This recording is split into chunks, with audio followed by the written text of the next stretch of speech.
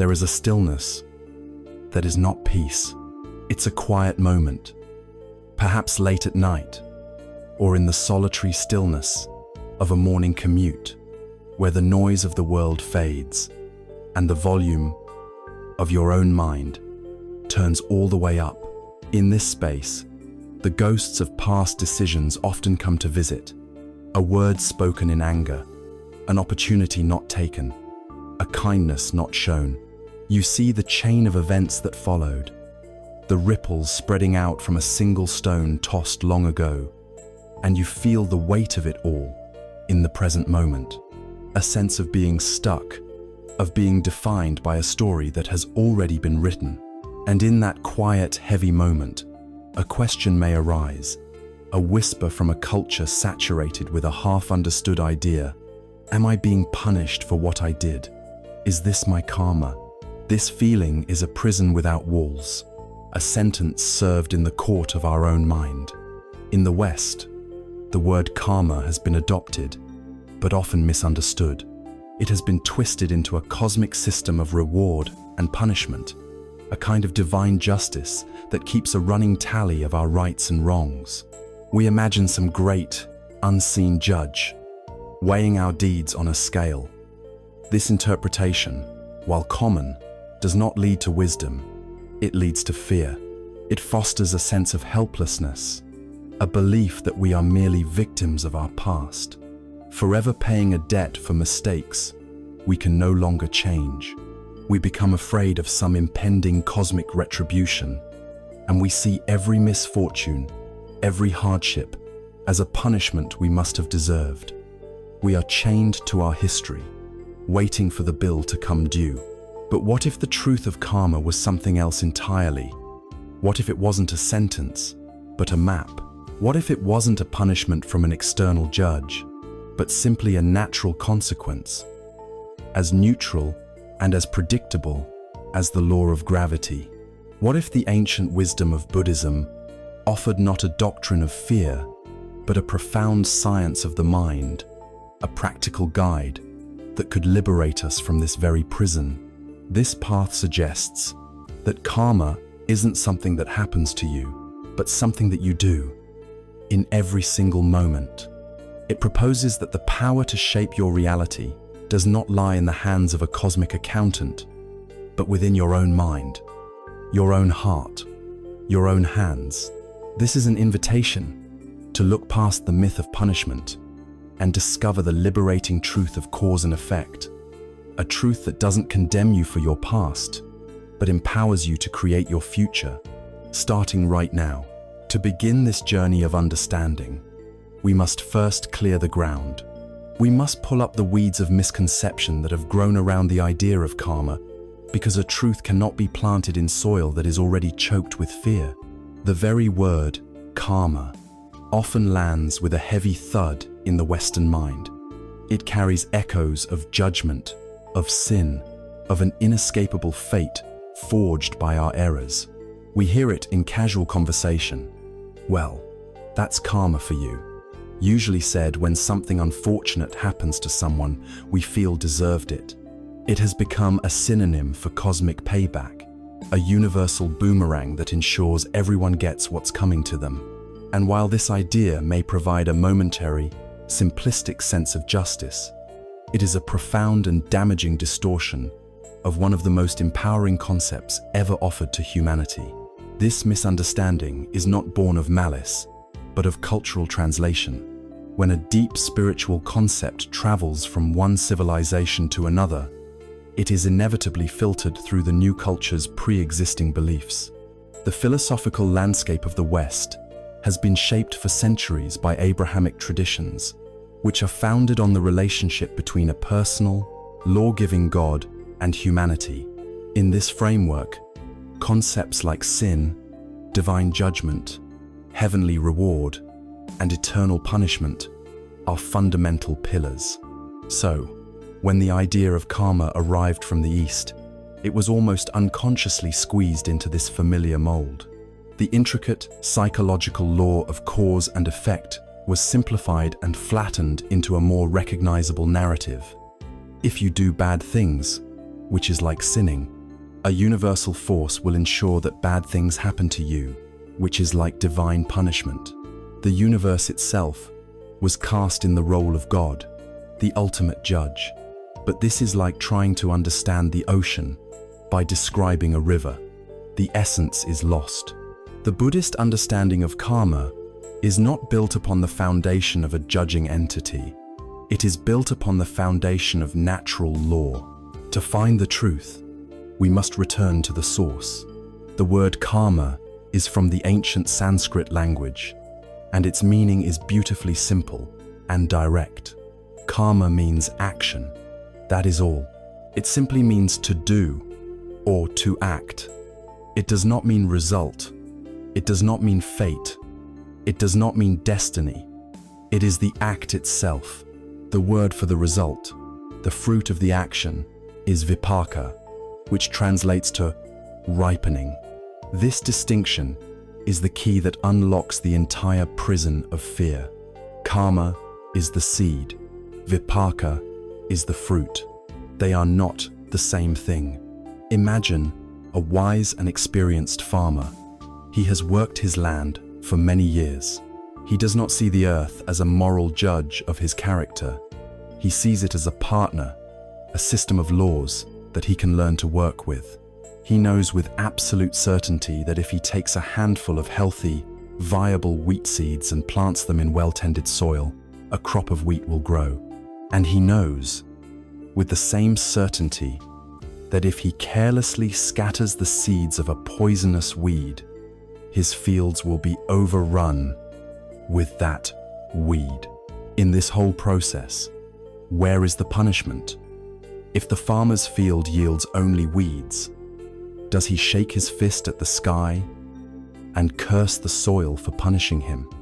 Number, he understands that the soil has no opinion. It is not angry. It is not judging his worthiness as a farmer. The soil is simply expressing its own impersonal law. It provides the conditions for whatever is planted to come to fruition. The quality of the harvest is a direct reflection of the quality of the seed and the care of the action. The result is not a reward or punishment, but a natural, unavoidable ripening. This is the perfect metaphor for karma and vipaka. Our mind, our consciousness, is the field. Our actions are every thought, every word, and every physical deed are the seeds we plant in that field. Moment by moment, the circumstances of our lives, our happiness and our sorrow, our peace and our agitation, are the harvest. They are the vipaka, the ripening of the seeds we ourselves have sown. If we plant seeds of anger, resentment, and greed, we cannot expect to harvest a life of peace, connection, and contentment. A field of weeds will grow, not because the universe is punishing us, but because we planted weed seeds. Conversely, if we intentionally cultivate and plant seeds of kindness, generosity, patience, and understanding, the natural result, the inevitable ripening, will be a life characterized by those very qualities. This view completely removes the need for an external judge. There is no cosmic tribunal keeping a ledger of your good and bad deeds. There is no one to condemn you, and no one you need to bargain with for mercy. Karma is an impersonal law of nature, as fundamental and as neutral as the law of gravity. If you hold an apple in your hand and you let it go, it will fall to the ground every single time. Gravity is not punishing the apple for leaving your hand. It is not rewarding the ground for its stability. It is simply operating. It is a consistent, predictable, and impersonal force. Karma operates in precisely the same way. It is a law of action and consequence woven into the fabric of existence. If an action is performed out of a state of mind clouded by anger, the energy of that action naturally creates ripples of conflict and agitation. If an action is performed from a place of genuine compassion, the energy of that action naturally creates ripples of harmony and well-being. The result is inherent in the action itself. Understanding this is profoundly liberating. The weight of being watched and judged falls away. The fear of an impending, arbitrary punishment vanishes. You are no longer a defendant in a cosmic courtroom, nervously awaiting a verdict on your life. You are the farmer. You are standing in your own field, and in your hands, you hold the seeds of your own future. You cannot change the seeds you planted yesterday. The crops from those actions may already be sprouting. This is why good people sometimes experience hardship, and why people who cause harm sometimes seem to prosper. We are all living in a complex field where seeds from last week, last year, and many years before are ripening at different times. But what is most important, what changes everything, is the realization that the seeds you will plant today are entirely your choice. You have agency. You have power. You are not a victim of fate. You are the active, moment-to-moment creator of your own experience. The past does not have to define you. It was merely a time of planting different seeds, perhaps seeds of ignorance. Today, with new awareness, you can choose to plant something different. So we have cleared the ground. We have removed the myth of punishment and replaced it with the natural law of cause and effect. Karma is the action. Vipaka is the result. This understanding transforms fear into wisdom and helplessness into empowerment. But this leads us to a deeper, more practical question. If karma is the action, the seed that we plant, what is it that gives the seed its specific nature? What is the core element that determines whether an action will ripen into happiness or into suffering? It is not always the physical action itself, but something deeper, something that precedes every word and every deed. It is the very heart of the matter, the engine that drives the entire process. If karma is the action, the seed we plant in the field of our existence, then our next question must be this: what determines the nature of that seed? Why do some actions ripen into fruits of peace and happiness, while others yield a harvest of pain and turmoil? Two actions can appear identical on the surface, yet produce vastly different results in our lives. The answer lies in a place we rarely look, a place that is closer to us than our own breath, yet often remains a complete mystery. The answer is the heart of karma itself. It is the invisible force that gives shape and destiny to every action. The answer is intention. The Buddha, in his profound investigation of the human mind, made a statement of stunning clarity. He said, "It is intention, O monks, that I call karma. Having intended, one acts through body, speech, and mind." This is a radical declaration. It shifts the focus entirely from the outside to the inside. It tells us that the moral weight, the karmic potency of an act, is not determined by the act itself, but by the will, the volition, the mental impulse that gave it birth. Intention is the genetic code of the seed. It is the blueprint that dictates the entire future of the plant that will grow from it. Without understanding intention, we can never truly understand our lives. Let us make this practical. Imagine you are walking through a park, your mind preoccupied with the day's worries. You are not paying attention to the path, and beneath your foot, an ant's life is ended. You do not even know it happened. There was no will to harm, no desire to kill, no anger or aversion toward the creature. There was only heedlessness. The karmic imprint of this act is almost non-existent, like a seed that is hollow and cannot sprout. Now, imagine a different scenario. You are sitting in that same park, and an ant crawls onto your arm. You feel a flash of irritation, a sense of annoyance that your peace has been disturbed. With a deliberate pinch of your fingers, you crush it. The external event is the same. An ant has died. But the internal event, the karmic action, is worlds apart. In this second case, there was a clear intention, born of aversion. A seed of killing, however small, was consciously planted in the mind. That seed is fertile. It will ripen. This applies to everything we do. Think of the words we speak. You might make a clumsy joke, trying to be funny, but it accidentally touches on a friend's insecurity and causes them pain. Your intention was not to harm, so the karmic seed is one of thoughtlessness, not malice. The result might be a need to apologize and learn to be more mindful, but it doesn't plant a deep root of negativity. But what if you knew of that insecurity, and in a moment of anger or jealousy, you chose your words precisely to target that wound, to cause pain? The words themselves might even be the same, but because the intention was to harm, you have now planted a potent seed of cruelty. You have used your speech as a weapon, and the law of karma dictates that the energy of that weapon will eventually ripen in your own experience. Let us explore this through a simple story. Picture a bustling city street. On a corner sits a man, weathered by life, holding a small cup, his eyes downcast. Two people, on their separate paths, approach him.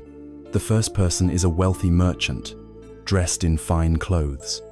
He sees the beggar, and he also sees the other shoppers on the street, watching him. A thought arises in his mind. I am a successful man. I should be seen as a pillar of this community, a charitable and good person. If I give to this man, others will notice my generosity. My reputation will be enhanced.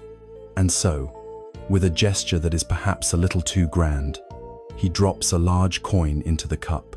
He feels a sense of self-satisfaction, of pride. He has performed a good deed. A few moments later, the second person approaches. This is a woman of modest means, carrying her own groceries for the week. She sees the same man on the corner, but instead of noticing the onlookers, she notices the hunger in his eyes and the weariness in his posture. A feeling arises in her heart, not of pride, but of connection. A simple, unadorned feeling of compassion, a wish for this fellow human being to have some relief from his suffering. She opens her purse, takes out a small coin, a coin that she might miss later, and gently places it in his cup, perhaps offering a soft smile that he doesn't even see. She walks away, not thinking of herself as a good person, but simply carrying a quiet feeling of empathy. Now, let us analyze this from a karmic perspective. On the surface, both actions were the same, giving money to someone in need. The result for the beggar was similar, but for the two givers, the seeds planted were entirely different.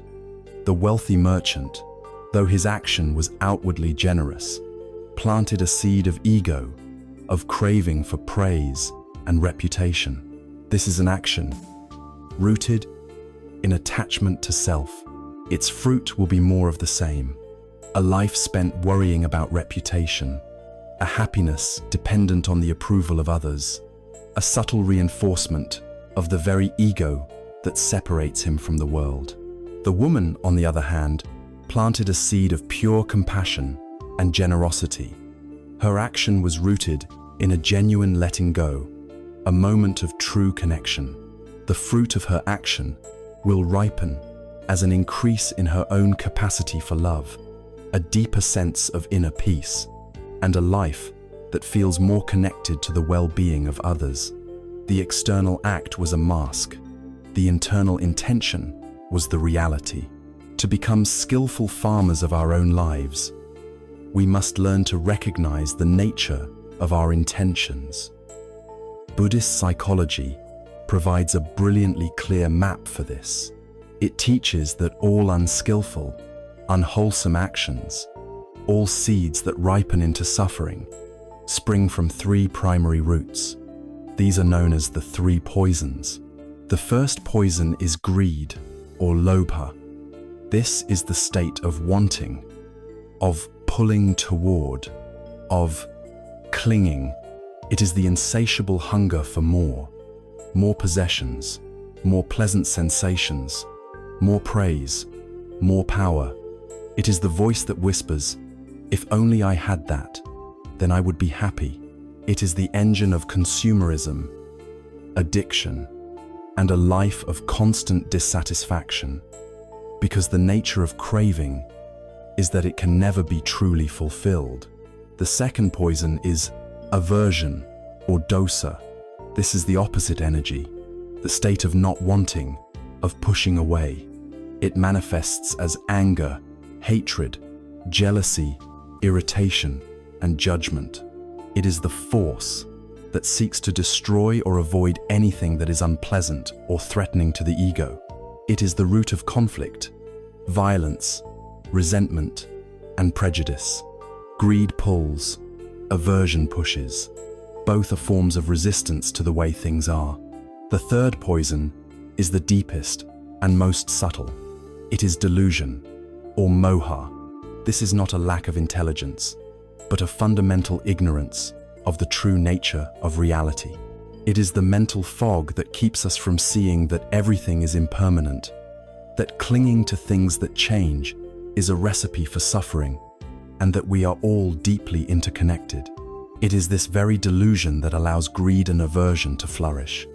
Because we are deluded into thinking a new car will bring lasting happiness, we feel greed. Because we are deluded into thinking another person is the sole cause of our misery, we feel aversion. Delusion is the soil in which the other two poisons grow. Every intention we have is tinged with one or more of these poisons, or with their antidotes. To understand your karma is to become a detective of your own heart, to watch for these roots before they sprout into actions. The path to freedom, therefore, is not about policing your every external move, but about purifying the intentions that drive them. It is about actively cultivating the opposites of the three poisons, generosity and non-attachment instead of greed, loving, kindness and compassion instead of aversion, and wisdom and clarity instead of delusion.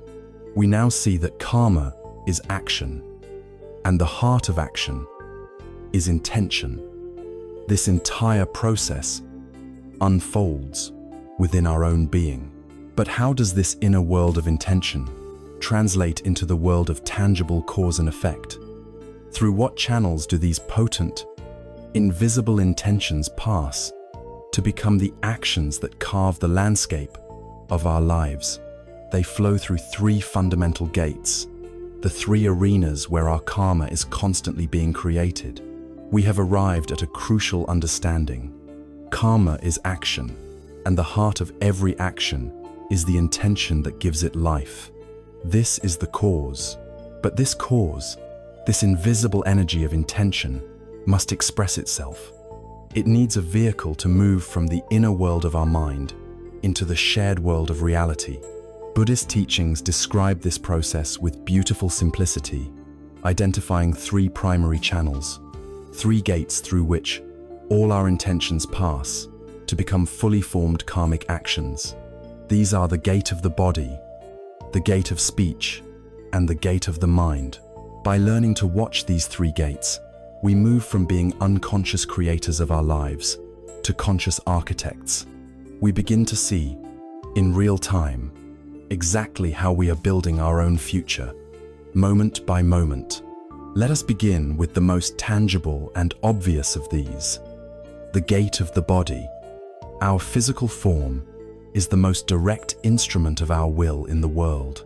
When we think of action, this is usually what comes to mind. The unwholesome karmas of the body are traditionally listed as three. The first is the act of taking life. This extends from the smallest insect to the largest mammal. And of course, to other human beings. It is any action born of an intention to harm or destroy that ends the life of a sentient being. The karmic fruit of such actions is said to be a shortened lifespan, a life plagued by illness and fear, and an environment of violence. The second unwholesome bodily action is taking what is not freely given, or stealing. This covers the entire spectrum of dishonest acquisition, from taking an office supply from work, to elaborate financial fraud, to plagiarism. It is an action rooted in greed, in the belief that our happiness depends on acquiring something that belongs to another. The ripening of this karma is a life of poverty, being the victim of theft and deception ourselves, and a persistent, gnawing feeling of lack, no matter how much we accumulate. The third is sexual misconduct. In a modern context, this is best understood as any sexual act that causes harm to ourselves or others. It is about using sexuality as a tool of exploitation, of breaking trust, of acting from a place of pure lust that disregards the humanity and well-being of the other person. It is karma rooted in a powerful form of craving, and its results are conflict in relationships, encountering untrustworthy partners, and a deep-seated emotional and psychological turmoil. Of course, just as the body can be a gate for harm, it can be a gate for immense good. A hand that steals can also be a hand that offers food. A body that harms can also be a body that protects the vulnerable. An embrace can be an act of lust, or it can be a profound expression of loving kindness. The body itself is neutral. It is a tool. The intention that directs it determines the karma that is made. The second gate is far more active for most of us in our daily lives, and its power is vastly underestimated. This is the gate of speech. There is an old saying, "Sticks and stones may break my bones, but words will never hurt me." This is one of the greatest lies we are ever told. Words create our reality. They build relationships and they destroy them. They start wars and they negotiate peace. The karma of speech is incredibly potent, and there are 4 primary ways it becomes unwholesome. The first is false speech, or lying. This is any speech that intentionally misrepresents the truth, from small white lies told to protect our ego, to grand deceptions that cause widespread harm. The seed is dishonesty, and the fruit is a life where we are not trusted by others, where we ourselves are deceived, and where we are surrounded by an atmosphere of suspicion. The second is divisive speech, or slander. This is when we use words to poison one person's mind against another. It is the act of gossip, of spreading rumors, of turning friends into enemies, and creating discord in families, workplaces, and communities. The intention is to create separation, and the result is that we ourselves become isolated, losing our friends, and living in a world of disharmony. The third is harsh speech. This is the language of anger, of abuse, of insults and cruelty. It is speech used as a weapon, intended to wound another person's heart. It is the direct verbal expression of aversion. The karmic result is that we will have to hear many unpleasant things in our own life. We will be the target of others' anger, and our own disposition will become harsh and unpleasant. Finally, there is idle chatter. This may seem harmless, but it is considered unwholesome because it springs from a scattered, unmindful state. It is aimless talk, pointless gossip, and a constant filling of silence that wastes our energy and the time of others. Its karmic result is that our words lose their power. When we have something important to say, others may not take us seriously because they are used to us speaking empty words. In our modern age, this gate of speech has been amplified a billionfold. Social media, comment sections, and instant messaging have created a world where a single, thoughtless act of verbal karma, cruel tweet, a slanderous post, a piece of divisive gossip can be planted in millions of minds in a single instant. Mindfulness of our speech has never been more critical. This brings us to the third gate, the most subtle, the most powerful, and the source of all the others. This is the gate of the mind. Before a hand is ever raised in anger, before a harsh word is ever spoken, the action first takes place here, in the silent, private theater of our own consciousness. This is where the seeds are truly forged. There are three primary forms of unwholesome mental karma. The first is covetousness. This is more than just wanting something. It is the active mental process of looking at what belongs to another and thinking, may that be mine. It is the planning, the fantasizing, the deep-seated desire to acquire what is not yours. It is the mental rehearsal for the physical act of stealing. The second is ill will. This is the conscious and sustained wish for another being to suffer. It is not just a fleeting moment of anger, but the nurturing of a grudge, the replaying of arguments in your head, the fantasy of revenge. It is the mental act of murder, the cultivation of pure hatred.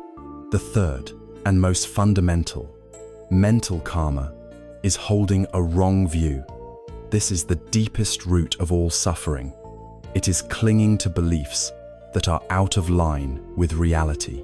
For example, the belief that our actions have no consequences, that we can harm others without harming ourselves, or the belief that true, lasting happiness can be found in material possessions and sensory pleasure. This wrong view acts as the justification for all other unwholesome actions. If you believe there are no consequences, why not steal? If you believe another person is the sole source of your problems, why not wish them harm? To illustrate the supremacy of the mind, consider the story of a great king who wishes to build a magnificent new palace. The entire monumental project begins with a single, silent event in one man's mind. First, the desire, the idea, the vision for the palace arises in his thoughts. This is the mental karma, the mano karma. This is the origin point. Without this, nothing follows. Next, the king summons his architects and ministers. He describes his vision. He gives the orders. He sets the plans in motion with his words. This is the verbal karma, the vachi karma. Finally, responding to his commands, thousands of workers begin to move earth, cut stone, and raise timbers. The palace slowly takes physical shape. This is the bodily karma, the kaya karma. The entire vast physical structure, a project involving immense resources and labor, was nothing more than the physical manifestation of a single thought, a single mental action. The mind is the forerunner. It is the architect. The body and speech are merely its skilled, obedient workers. And so we see the full picture. Our intentions, whether wholesome or unwholesome, arise in the mind. They then express themselves through the gates of mind itself, in the form of thoughts, through the gate of speech as words, and through the gate of body as physical deeds. Each of these actions, no matter how small or fleeting, plants a seed in the stream of our consciousness. Think of it like single drops of water, falling one by one into a large pot. One drop seems like nothing, but drop after drop, hour after hour, the pot will eventually overflow. In the same way, our small, seemingly insignificant karmic acts accumulate over time to create the powerful currents that shape our entire existence. We have now seen how karma is created. It is intention expressed through the three gates. These seeds have been planted. They now lie within the soil of our being. But what happens next? How does a fleeting thought or a spoken word grow and mature?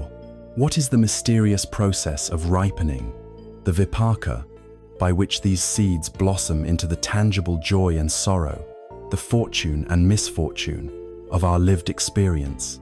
We have walked through the 3 gates of action, observing how our intentions become deeds of body, speech, and mind.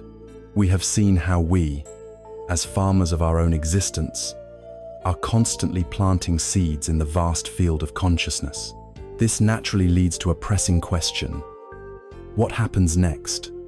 Once a seed is planted, how and when does it grow? Our modern world conditions us to expect instant results. We send a message and we see that it is red. We order a product and track its delivery to our door. We crave immediate feedback, instant cause and effect. And so, we unconsciously apply this same expectation to the universe. We do a good deed and look around for our reward. We see another person act cruelly and we wait for their immediate downfall. When the world doesn't conform to this impatient timetable, we can become disillusioned, cynical, or confused, questioning the very fairness of existence. The truth is that the ripening of karma, the vipaka, does not follow the logic of a machine, but the rhythm of a garden. It is a natural process, organic and complex, with its own seasons and cycles that operate on a timescale far grander than our own. A wise gardener knows that not all seeds are the same. He would never plant a radish seed and an acorn and expect them to break through the soil on the same day. He understands the nature of what he has planted. The Buddhist understanding of karma reflects this same wisdom, explaining that our actions ripen across 3 distinct timelines. First, there is the karma that ripens in this very life. These are the radishes in our garden. Think of an action so powerful, so clear in its intent, that its consequences manifest relatively quickly. A spontaneous and profound act of generosity towards someone in desperate need might ripen as an unexpected fortune or a helping hand that appears just when you need it most. Conversely, an act of severe, calculated cruelty could result in an immediate loss of reputation, legal trouble, or a swift severing of cherished relationships. These are the karmic results we can most easily trace back to their cause, because the planting and the harvesting happen within a single season of our life. While these results are the most visible, they are only one part of the story, and relying on them alone gives us a very incomplete picture of how the law of cause and effect truly works. Next, there is the karma that ripens in the next life. These are the apple trees of our garden. The gardener who plants a young apple sapling does not expect to eat its fruit that year.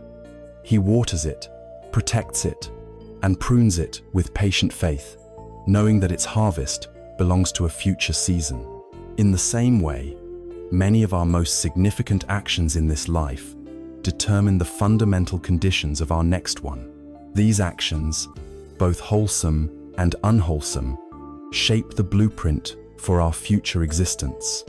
The family and country we are born into, our innate physical health and constitution, our natural talents, and our underlying emotional temperament. These foundational aspects of our life are not random accidents. They are the ripening of powerful karmic seeds planted in a previous lifetime, now blossoming as the starting conditions of this one. Finally, and this is perhaps the most difficult for us to grasp, there is the karma that ripens in future lives beyond the next. These are the mighty oak or mahogany trees in the garden. The gardener who plants an acorn knows that he will likely never live to see the tree in its full glory. He plants it for his children, or even his grandchildren. It is an act of profound, long-term faith. Similarly, some karmic seeds can lie dormant in our stream of consciousness for an immense period of time, across many lifetimes, waiting for the precise combination of external and internal conditions to allow them to sprout and ripen. An ancient seed of great compassion may lie dormant for eons, only to suddenly ripen as an opportunity to perform a world-changing act of good. An ancient root of deep-seated anger may wait just as long, only to emerge as a sudden, inexplicable tragedy. This framework, this gardener's timeline, is the key that unlocks one of life's most painful paradoxes. Why do bad things happen to good people? And why do those who cause harm so often seem to prosper? When we see a kind, virtuous person suffering from a terrible illness or a tragic loss, we are not seeing the universe punish them for their goodness. We are likely seeing the ripening of a poisonous mahogany tree, a seed planted in a life so distant we have no memory of it. At this very moment, with their kind heart, they are planting a beautiful garden of radishes and flowers all around them, but they are forced to endure the shade and bitter fruit of a tree planted long ago. Their present actions are good, but their past karma is also ripening. Conversely, when we see a corrupt, cruel person living in luxury and wielding great power, we are not seeing the universe reward them for their wickedness. We are witnessing them enjoy the bountiful harvest from an orchard of apple trees they must have planted in a previous life. They are feasting on the fruits of past goodness. But if we look closer, if we look at the actions they are performing right now, the deceit, the exploitation, the harm, we see that they are not tending their orchard. They are letting it rot. And all around it, they are furiously planting the seeds of thorny, poisonous weeds.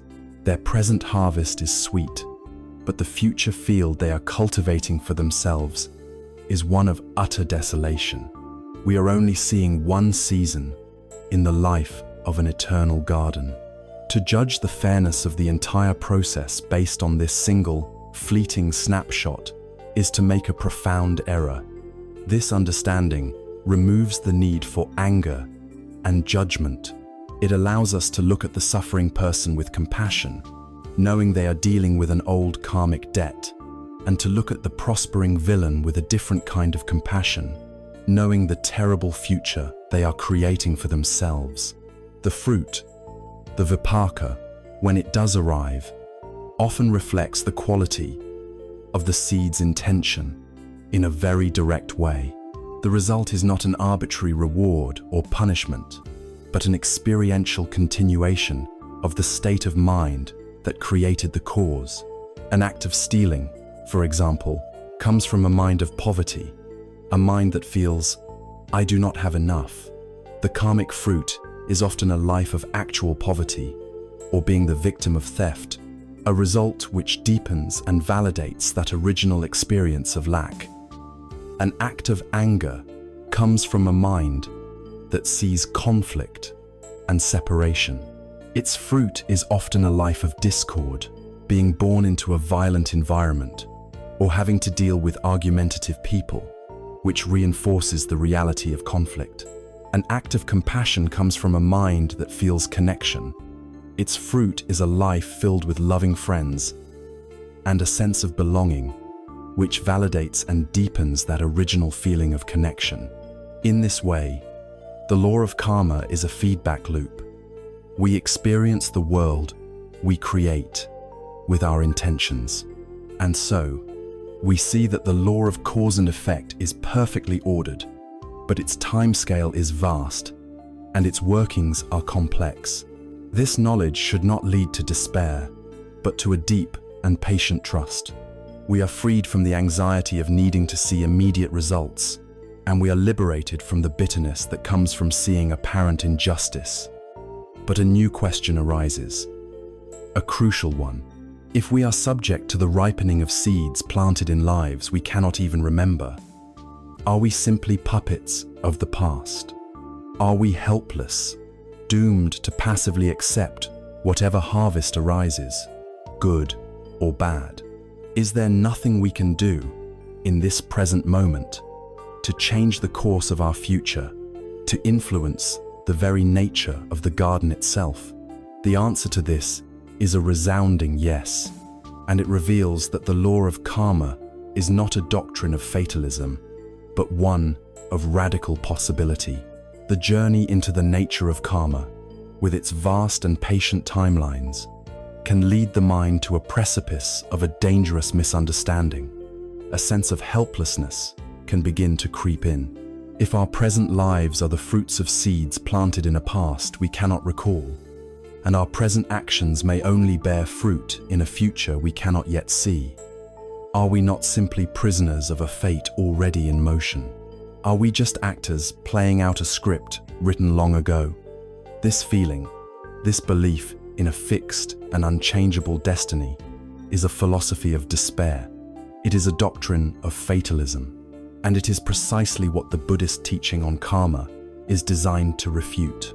The wisdom of karma is not a message of predestination. It is the ultimate message of empowerment. It declares that while you are the inheritor of your past, you are the sole creator of your future. The secret lies in understanding that karma is not a static debt, but a dynamic, living energy that you can influence in this very moment. To grasp this, we must replace a common but flawed metaphor.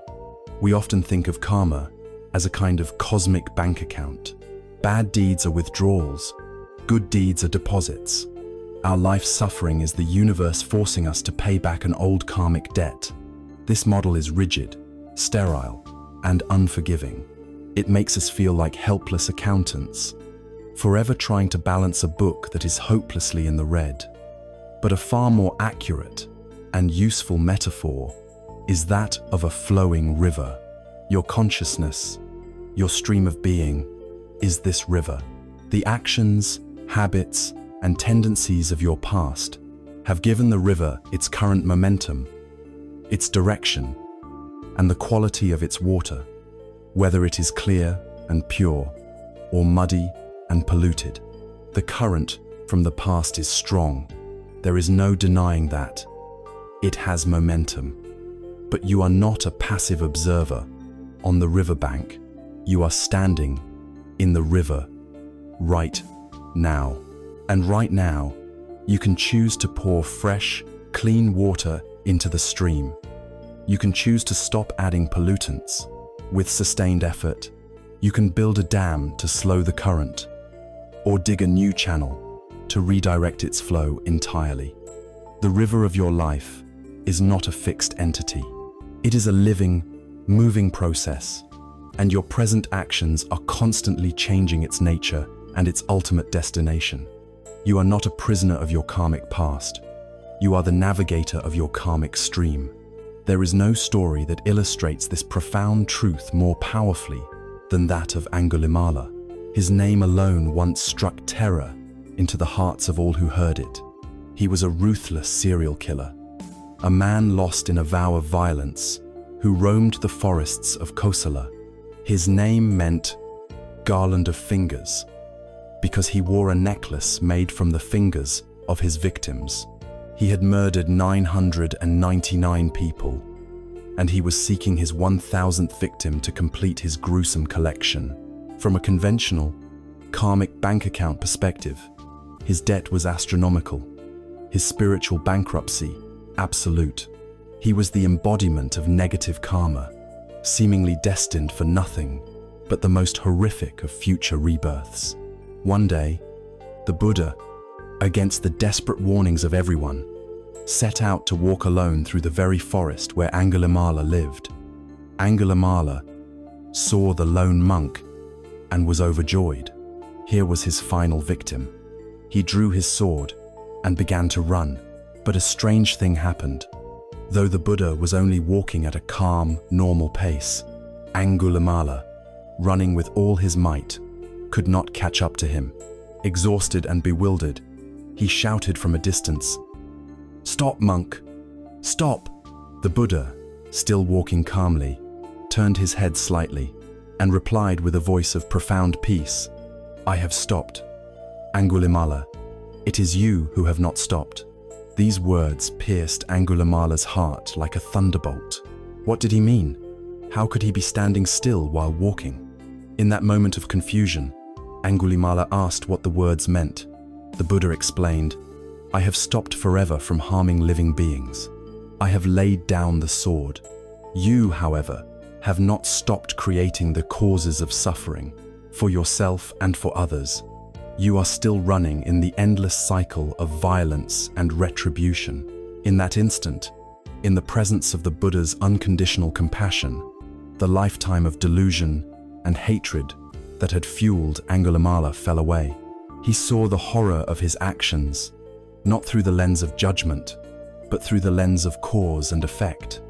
He threw down his weapons, bowed at the Buddha's feet, and asked to become a monk. His transformation was not easy. When he later walked for alms in the villages, people who once fled in terror now threw stones and refused at him. He would return to the monastery bloody and bruised. This was the vipaka, the inevitable ripening of his past horrific actions. But he did not retaliate. He did not grow angry. The Buddha encouraged him, telling him to bear it with patience, for he was experiencing in this life what might have otherwise condemned him to eons of suffering in lower realms. Through diligent meditation, unwavering patience, and by cultivating a heart of boundless kindness to make up for his past cruelty, Angulimala completely purified his mind. The man who was once the most feared killer in the land became an arhat, a fully enlightened being who had broken the cycle of rebirth entirely. The story of Angulimala is not a myth. It is the ultimate proof that the past does not have to equal the future. It is a testament to the supreme power of the present moment. So, how does this work? How can our present actions influence the harvest of seeds planted long ago? Imagine your accumulated negative karma from the past is a single spoonful of salt. If you stir that spoonful of salt into a small glass of water, the water becomes intensely bitter, undrinkable. The salt dominates the experience completely. This small glass of water represents a life lived with very little mindfulness, compassion, or wisdom. The old negative karma, when it ripens, is experienced with its full, agonizing force. Now, imagine you take that exact same spoonful of salt and you cast it into a vast, clear, freshwater lake. The salt is still there. Its composition has not changed, but its effect, its power to make the water taste salty, has been diluted to almost nothing. The lake can absorb it, without its own nature being significantly changed. This vast lake represents a life filled with powerful, wholesome actions in the present. It is a mind cultivated through meditation, a heart softened by acts of forgiveness and compassion, and a life dedicated to generosity and service. By generating an immense volume of positive, wholesome karma in the present, you don't erase the past, but you fundamentally change the context in which that past karma ripens. You create so much good, so much purity, that when the old negative seeds bear their fruit, their effect is weakened, mitigated, and experienced with a wisdom and patience that transforms their very nature. This is the heart of karmic malleability. You are not the person who made those mistakes 5, 10, or 20 years ago. You are the person, right now, who has the capacity to choose a different path. You are not your past. You are your present moment choices. Karma is not a rigid sentence to be served, but a fluid energy to be skillfully redirected. The power to do this is not found in complex rituals or in begging for mercy from an outside force. It lies in the cultivation of awareness itself. Angulimala's journey began when the Buddha's words made him truly stop and become aware of what he was doing. This very act of stopping, of paying attention, is the primary tool for purifying the karmic stream. So how do we, in our own lives, learn to stop? How do we apply this profound principle of present moment action amidst the constant demands and distractions of our world?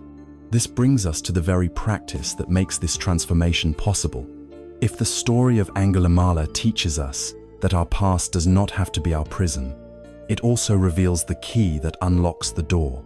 That key is the very thing the Buddha instructed him to do, to stop. This act of stopping is not a cessation of movement, but the birth of awareness. It is the beginning of the art of mindful action, the single most powerful skill for consciously shaping our karma in the present moment. To understand its power, we must first look honestly at our ordinary state of being. For most of us, most of the time, life is a seamless flow of stimulus and reaction. An email with a critical tone arrives, and a surge of defensive anger arises. Our fingers immediately typing, a sharp reply. A feeling of boredom surfaces, and our hand unconsciously reaches for a phone or a sugary snack. We hear an opinion we disagree with, and a judgmental comment leaps from our lips before we've even considered it. We live our lives on autopilot, driven by deeply ingrained habits and unconscious conditioning. Our days are a long chain of karmic seeds being planted, but we are not the ones choosing the seeds. Our habits are. We are like sleepwalking farmers, scattering seeds of anger, greed, and anxiety without even knowing we are doing it. And then we awaken, bewildered, in a field full of weeds, wondering how they got there. Mindfulness, or sati in the ancient Pali language, is the practice of waking up from this dream. It is the art of intentionally stopping. It can be defined in a few simple words: paying attention, on purpose, in the present moment, and without judgment. It is the practice of creating a small, quiet space between the stimulus that the world presents to us and our habitual reaction to it. This space, this sacred pause, may only last for the duration of a single conscious breath, but within it lies our entire freedom. It is the difference between being a slave to your impulses and being the master of your intentions. In that pause, the momentum of past karma comes to the surface as an urge to shout, an urge to consume, an urge to run away. But in that pause, we have a choice. We can see the urge for what it is: an old habit, a conditioned pattern, without having to obey it. In that space of awareness, we can choose to plant a different seed. We can choose patience over anger. We can choose contentment over craving. We can choose courage over fear. This pause is the workshop where our karma is consciously forged, and mindfulness is the tool that opens the door. To cultivate this skill, we must first be clear about what it is and what it is not. Mindfulness is not about trying to stop your thoughts or force your mind into a state of blissful emptiness. The mind's nature is to think, just as the heart's nature is to beat. Trying to stop thinking is like trying to stop the waves in the ocean. It is a frustrating and impossible task that only creates more tension. Mindfulness is also not about becoming passive, detached, or emotionless. It is the opposite. It is about engaging with life more fully and more wisely, feeling our emotions with clarity without being controlled by them. And most importantly, it is not some esoteric, mystical practice reserved for monks on mountaintops. It is a practical, psychological skill that anyone can cultivate, a form of mental training that is accessible to all of us. Right here, right now, at its core, mindfulness is the practice of bare attention. This means learning to observe our experience, both inner and outer, without adding the second layer of commentary, story, and judgment. Our ordinary mind does this constantly. We don't just feel a pain in the knee. We think, "Oh no, My knee is hurting again. It's probably that old injury. It's going to ruin my whole day. Maybe I'll never be able to run again. We add a whole narrative of fear and anxiety to a simple physical sensation. Bare attention is the practice of noticing just the raw sensation itself, without the story. There is pressure here, a throbbing sensation here. That's it. We see a thought of worry arise, and instead of getting swept away by the storyline, we simply note, a thought of worry. We see the thought as an event in the mind, not as an absolute truth or a command we must follow. Mindfulness is like a clear mirror. It simply reflects whatever comes before it, perfectly and without distortion. Our habitual mind is more like a warped carnival mirror, taking a simple event and twisting it into a frightening or exaggerated caricature. The most common way to train this quality of attention is by using the breath as an anchor. The breath is the perfect object for mindfulness practice. It is always with us, from the moment of our birth to the moment of our death. It requires no belief system, and most importantly, it is always happening in the present moment. You cannot breathe in the past, and you cannot breathe in the future. To be aware of your breath is to be here, now. The practice can be as simple as this: finding a comfortable posture, closing your eyes if you wish, and bringing your full attention to the sensation of the breath as it enters your body and as it leaves your body. You might feel it at the tip of the nose, the rise and fall of the chest, or the expansion and contraction of the abdomen. Your only job is to rest your attention there. Inevitably, your mind will wander. It will drift into planning, remembering, worrying, or fantasizing. This is not a failure. It is simply what minds do. The moment you realize your mind has wandered is a moment of perfect mindfulness.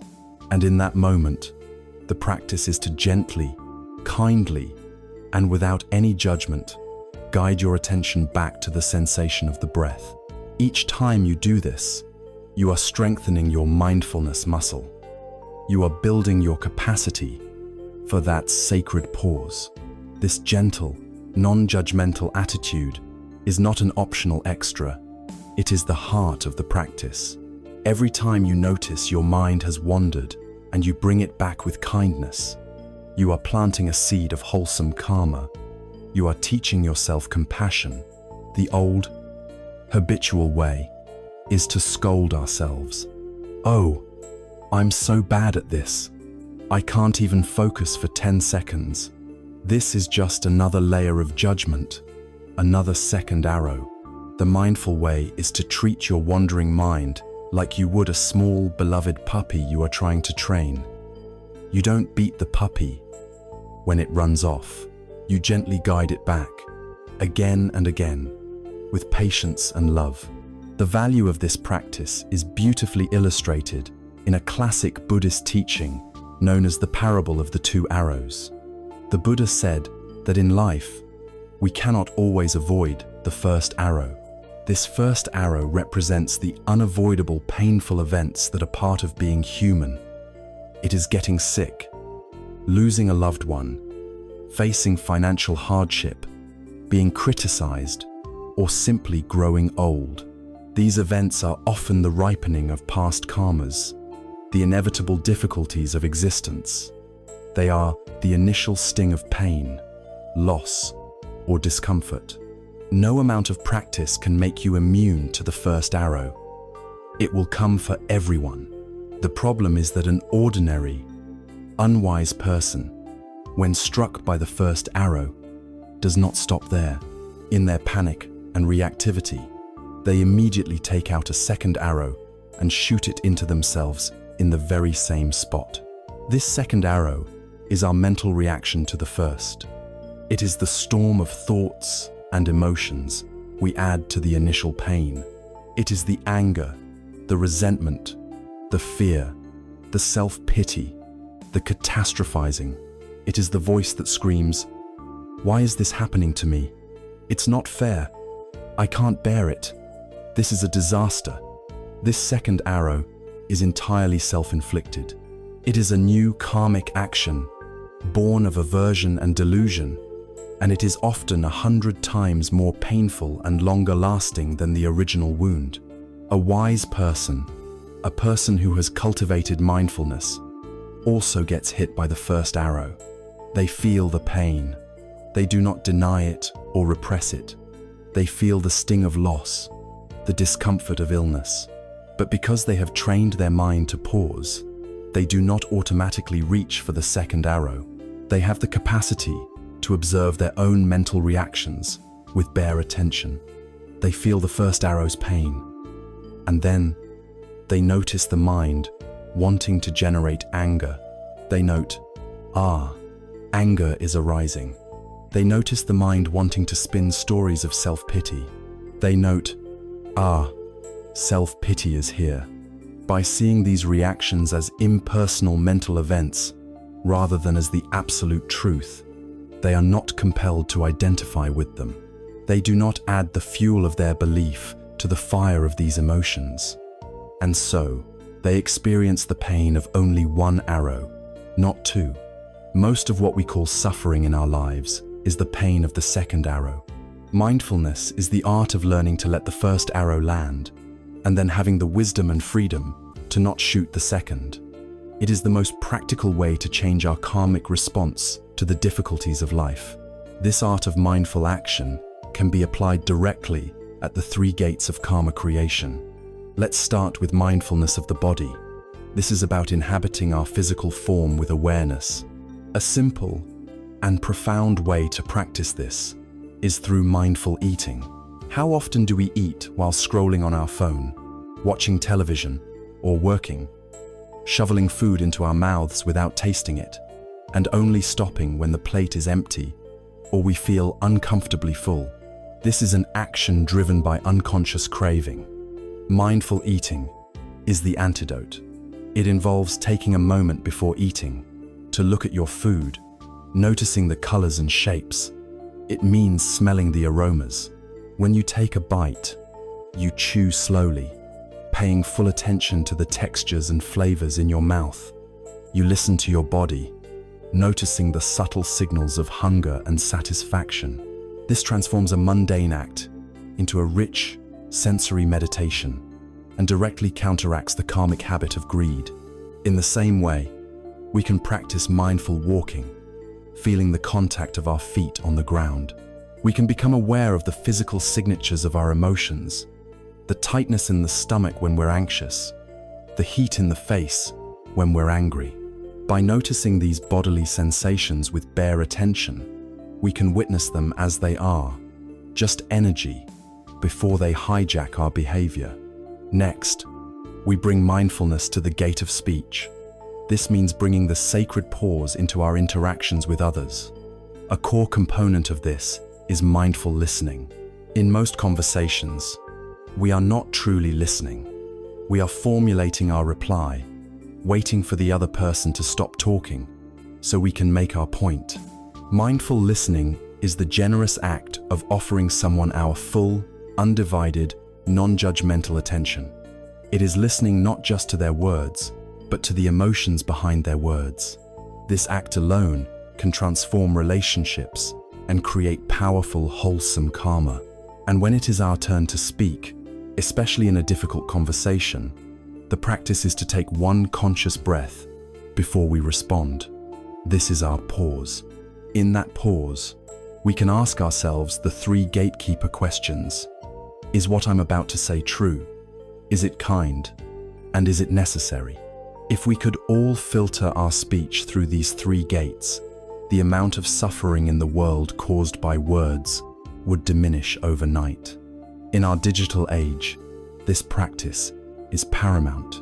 Before posting that comment, before sharing that article, to pause and notice the intention. Is it to connect, to inform, to help, or is it to provoke, to belittle, to show off? Our digital footprint is a karmic footprint. Finally, we apply mindfulness at the deepest gate, the gate of the mind itself. This is the practice of observing our thoughts and emotions without being entangled by them. A classic analogy is to see your mind as a vast, open, blue sky. Your thoughts, feelings, and moods are like the clouds that drift through it. Some clouds are white and fluffy, like thoughts of joy and love. Some are dark and stormy, like thoughts of anger, jealousy, or despair. Our mistake is that we identify with the clouds. When a dark cloud appears, we think, "I am angry. I am a sad person." We forget that our true nature is the vast, unchanging sky, which has room for all clouds to come and go. The sky is not afraid of the storm clouds, nor does it try to cling to the beautiful, fluffy ones. It allows them all to be there, and it allows them all to pass. Mindfulness of mind is the recognition that you are the sky, not the cloud. A simple technique to cultivate this is to mentally label your thoughts. When you notice you are lost in a spiral of worry, you can gently and internally say the word, "worrying, worrying." When anger arises, you can note, "anger, anger." This simple act of labeling creates a space. It turns the overwhelming subjective experience of "I am angry" into the manageable, objective observation of "there is anger here." It takes you out of the cloud and puts you back into the sky. This, then, is the art of mindful action.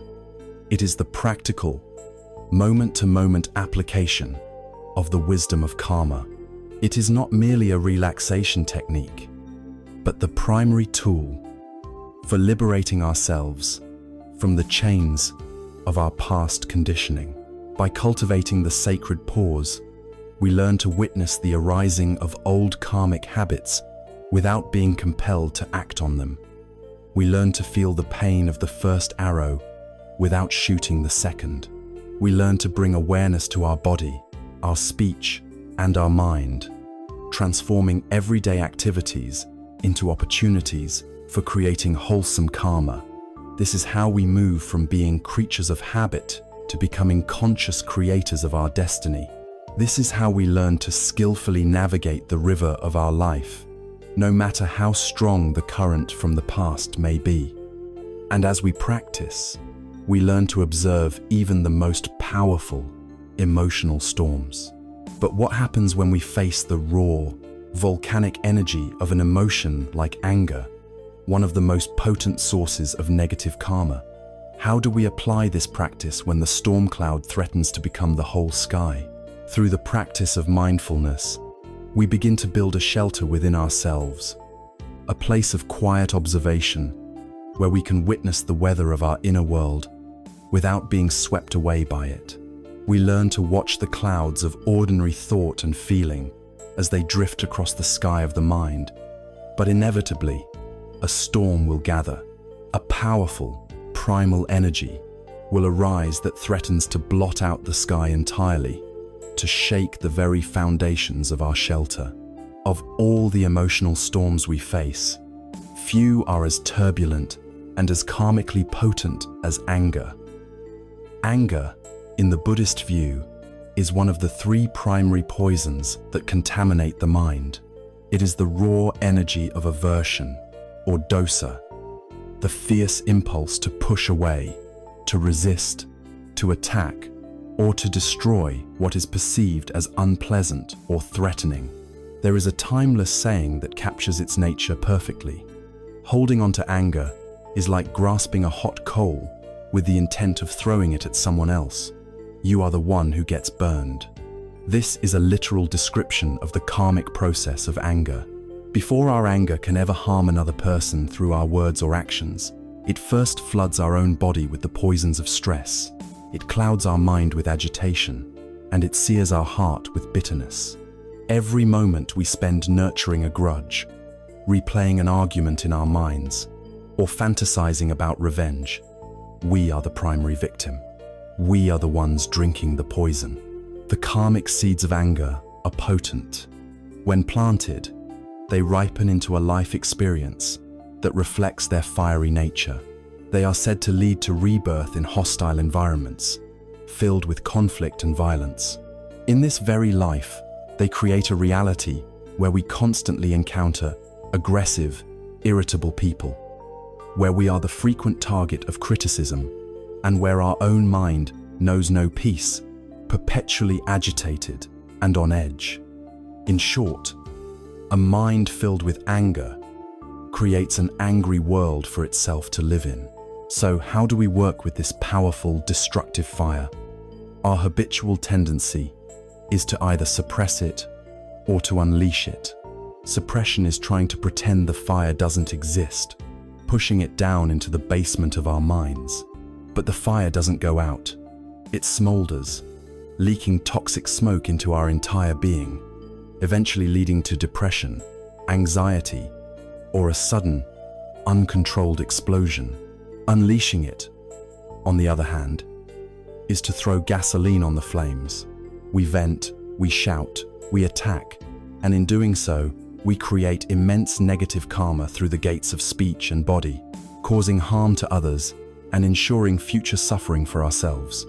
Mindfulness offers a third way, a middle path between suppression and unrestrained expression. The first step is simply recognition. Using the skill of bare attention, we acknowledge the presence of the fire without judgment. We simply note, anger is here. We don't say, I am an angry person, which identifies us with the emotion. We say, anger is present, which sees it as a temporary guest, a passing weather pattern in the mind. The second step is to bring our attention into the body. Instead of getting lost in the story that is fueling the anger, the story of what he said or what she did, we investigate the raw, physical sensations of the emotion. Where is the anger living in your body right now? Is it a tightness in your jaw, a burning heat in your chest and face, a clenched fist, a knot in your stomach? By resting your attention on these pure, impersonal physical sensations, you cut off the fuel supply to the fire. The story is the fuel. Without it, the fire of emotion, which is just pure energy, cannot keep burning. You simply watch the physical sensations as they change, intensify, and eventually, as all things do, pass away. This is not suppressing the anger. It is metabolizing it with awareness. This principle of wise non-engagement is perfectly captured in the story of the Buddha and the unaccepted gift. One day, as the Buddha was teaching, a man from a rival philosophical school, filled with jealousy and rage, came to confront him. He stood before the calm, seated Buddha and unleashed a torrent of the most vile insults imaginable.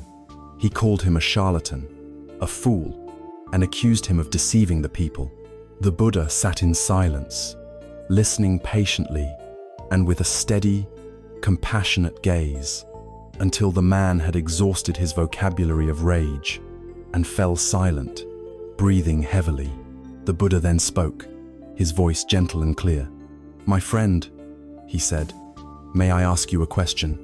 The man, surprised, nodded curtly.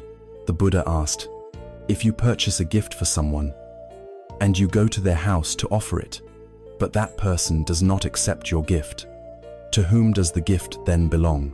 The man thought for a moment and replied, "Well, if they don't accept it, it still belongs to me." The Buddha smiled and said, "Exactly so. Today, my friend, you have come and offered me a gift of anger, insults, and abuse. I do not accept your gift." At that moment, the man understood. The anger was his own. The poison was his own. He had tried to give it away, but it was refused, and so it remained with him. This story reveals a profound karmic truth.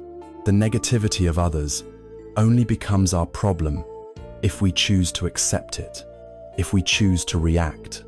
Our inner peace is our own responsibility.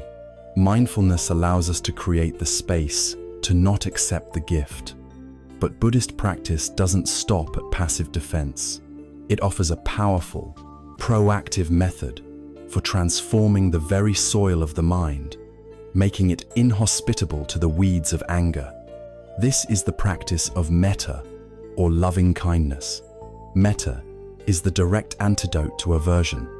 It is the active cultivation of a warm, boundless, and unconditional friendliness towards all of life. It is like bringing a cool, gentle rain to the hot, parched ground of an angry heart. The practice of metta meditation is systematic. You begin with yourself, because it is impossible to share what you do not possess. You find a quiet place, and you gently repeat phrases directed at your own heart. Phrases like, "May I be safe. May I be healthy. May I be happy. May I live with ease." You are watering the seeds of self-compassion. Next, you bring to mind a person you love and respect deeply. You hold their image in your mind and extend the same wishes to them. May you be safe. May you be healthy. May you be happy. May you live with ease. You then extend this feeling to a neutral person, someone you see often but have no strong feelings about, like a shopkeeper or a bus driver. Finally, you undertake the most challenging and transformative step. You bring to mind a difficult person, someone who is a source of your anger or resentment, and you extend the same wishes of loving kindness to them. This is not an act of condoning their harmful behavior. It is a profound act of self-healing. You are not doing it for them. You are doing it for you. You are recognizing that their harmful actions spring from their own suffering and delusion, and you are wishing for them to be free from that suffering. In doing so, you are dissolving the chains of resentment that bind you to them. You are releasing yourself from the poison. Transforming the deep-seated habit of anger is a twofold path.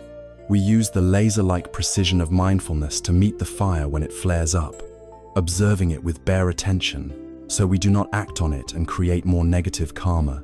And we use the gentle, persistent rain of loving kindness to cool the entire landscape of our mind, to cultivate a heart of compassion and forgiveness that makes it more difficult for the fires of anger to even start. It is a journey from being the victim of a hot coal to becoming the alchemist who can transform its heat into warmth. We have now looked at the poison of aversion, the energy that violently pushes the world away. But this is only half of the story. There is a twin poison, an energy just as powerful and just as capable of creating suffering.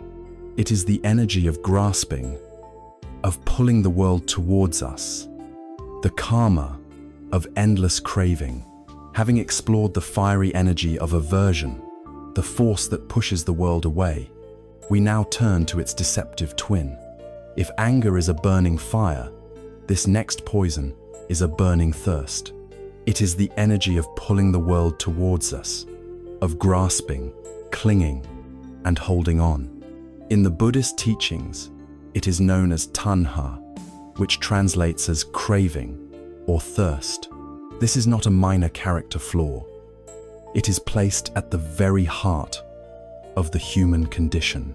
In his first and most fundamental teaching, the Four Noble Truths, the Buddha identified tanha as the direct cause of dukkha, pervasive sense of dissatisfaction, stress, and suffering that characterizes so much of our lives. This unquenchable thirst, he taught, is the very engine of our discontent. And while this diagnosis was made over 2.5 millennia ago, it has never been more relevant. We live today in a civilization built upon the foundation of tanha. Our entire global economy, our advertising industry, our social media platforms, they are all vast, sophisticated machines designed for one purpose: to stimulate this thirst to convince us that we are incomplete, and to promise that fulfillment is just one more purchase, one more click, one more like away. In our modern society, this ancient thirst for existence, for sensory pleasure, and for non-existence wears the mask of consumerism and materialism. We are relentlessly bombarded with the message that happiness is a commodity to be bought. The path to a better life, we are told, is paved with better products. A deep and genuine human need for connection is redirected towards the latest smartphone. A desire for security and peace is channeled into the acquisition of a bigger house or a more luxurious car. A need for self-worth is tied to the brand of clothes we wear or the title on our business card. We become trapped on what psychologists call the hedonic treadmill. We believe with absolute certainty that a specific achievement or acquisition will finally deliver lasting happiness. We work tirelessly, we stress, we compete, and we finally get the thing we desire. For a moment, there is a spike of pleasure, a fleeting sense of satisfaction, but soon, inevitably, the novelty wears off, the thrill fades, and our baseline level of happiness returns right back to where it started. So, our thirsting mind simply fixates on a new object, a new goal, and the cycle begins all over again. We are running faster and faster, but emotionally, we are staying in the exact same place. The karmic consequences of this way of life are profound and insidious. The actions we perform are ones of constant striving, comparing, and competing. The underlying intention is almost always a form of greed, the desire for more, and the result, the vipaka, is not the fulfillment we seek, but a cruel paradox. It is the deepening of the very feeling of lack that drove us in the first place. The more we accumulate, the more we have to protect, to ensure, and to worry about. The more we achieve, the higher the fear of losing it all becomes. A life built on craving creates a mind that can never be at peace. It is a restless, agitated mind, always looking over the horizon, always convinced that happiness is somewhere else, in some future moment, and never right here, in the present. It is a life sentence of subtle, persistent dissatisfaction, of always feeling like something is missing. The self-perpetuating nature of this trap is perfectly illustrated by the ancient parable of the dog and the dry bone. A hungry dog, wandering in search of food, finds an old bone, bleached white by the sun. It has been stripped clean by other animals and the elements. There is not a shred of meat or a drop of marrow left in it. It holds no nourishment whatsoever. But driven by its desperate hunger, its intense craving, the dog begins to gnaw on it. It chews and grinds for hours, scraping its teeth and gums against the hard, dry surface. Soon, its gums begin to bleed. As it keeps chewing, it tastes its own warm, salty blood. And, in its delusion, it believes this delicious flavor is coming from the bone. A jolt of excitement runs through it. Ah, there is something here after all, it thinks. This mistaken belief gives it renewed energy, and so it bites down and gnaws even more ferociously, causing itself more pain and more bleeding. And again, it mistakes the taste of its own suffering for the taste of satisfaction from the bone. It is locked in a painful, exhausting, and utterly fruitless cycle, all fueled by a fundamental misunderstanding. We are that dog. The dry bone represents the objects of our material, craving the possessions, the status, the fleeting sensory pleasures. We believe they hold the real substance of happiness, the nourishment our hearts truly seek. The act of pursuing them, the stress of the work, the anxiety of competition, the sting of envy causes us pain, like the dog's bleeding gums. but the brief moments of pleasure we experience along the way, the brief taste of success, we mistakenly attribute to the external object. And this mistaken belief only strengthens our conviction that the bone holds the answer, driving us to pursue it with even more desperate energy. We are gnawing on our own suffering and calling it success. The only way to be free from this trap is to do what the dog cannot. We must wake up to the reality of the situation. We must realize the bone is dry. The way out is not to find a bigger or better bone, but to have the wisdom to simply drop the bone altogether. The antidotes to the poison of craving are not found in the external world, but in the internal cultivation of two powerful qualities: contentment and gratitude. Contentment, or santuti, is one of the most radical and subversive virtues one can cultivate in a consumer society. It is not to be confused with laziness, complacency, or a lack of desire to improve oneself. It is, rather, the profound and peaceful recognition of enough.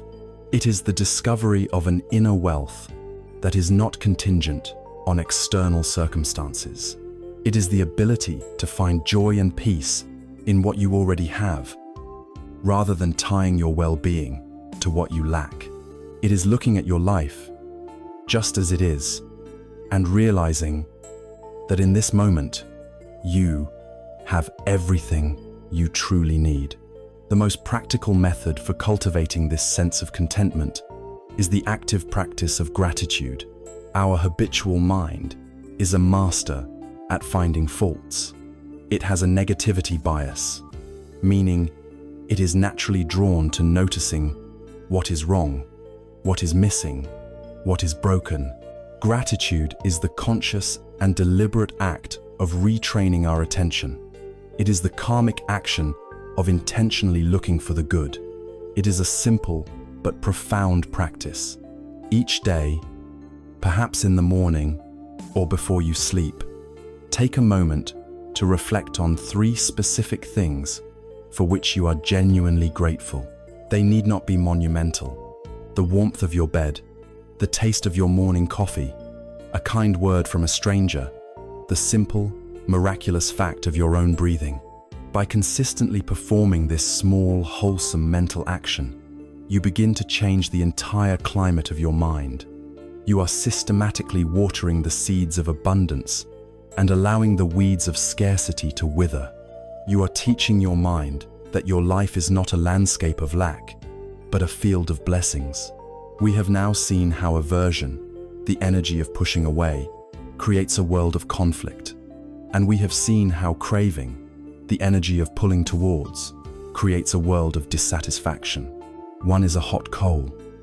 The other is an unquenchable thirst. They feel like opposites, and yet they both spring from the same deep, hidden source. They are 2 branches growing from the same single root. What is this root? What is the fundamental ignorance, the core misunderstanding of reality that gives life to both the fire of anger and the thirst of desire? To answer this is to go to the very heart of the 3 poisons and to the very source of our suffering. We have journeyed through the fiery landscape of anger, the energy of pushing away, and the barren desert of craving, the energy of pulling towards. We have seen how these 2 forces, aversion and greed, are responsible for so much of the conflict and dissatisfaction in our lives. They seem like polar opposites, one hot and one cold, yet they share a common source. They are like 2 large, twisted branches growing from the same single hidden root. To truly free ourselves, we must look past the branches and dig down to this root. This is the 3rd and most fundamental of the 3 poisons. It is the very ground in which all our suffering grows. It is known as moha, or avidya, which we translate as delusion or ignorance. Now, this is not ignorance in the ordinary sense of being uneducated or lacking information. A person can hold multiple PhDs and still be completely steeped in this kind of ignorance. This is a far deeper, more pervasive blindness. It is a fundamental misperception of the very nature of reality, a misunderstanding so profound that we don't even know we are caught in it. It is this delusion that gives greed and anger their power over us. It is the darkness that allows us to mistake poison for medicine and bondage for freedom. To understand how this delusion operates, consider the simple parable of the rope in the dark. A man is walking home along a familiar path just as dusk is settling. The light is dim, and the shadows are long and deceptive. Ahead on the path, he sees a coiled, patterned shape. In the failing light, his mind, which is conditioned over millennia for survival, does not see an ambiguous object. It instantly projects its deepest fears onto the shape and concludes, with absolute certainty, snake. The moment this thought arises, a whole cascade of suffering begins. His heart begins to pound.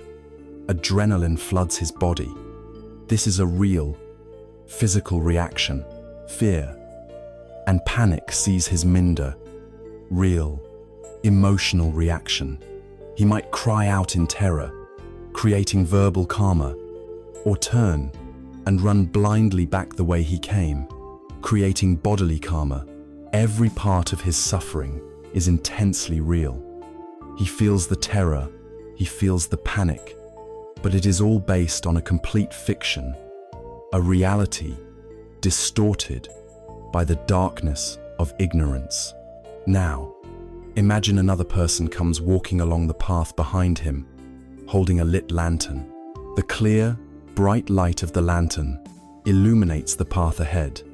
The light falls upon the coiled shape, and in an instant, the truth is revealed. It is not a snake.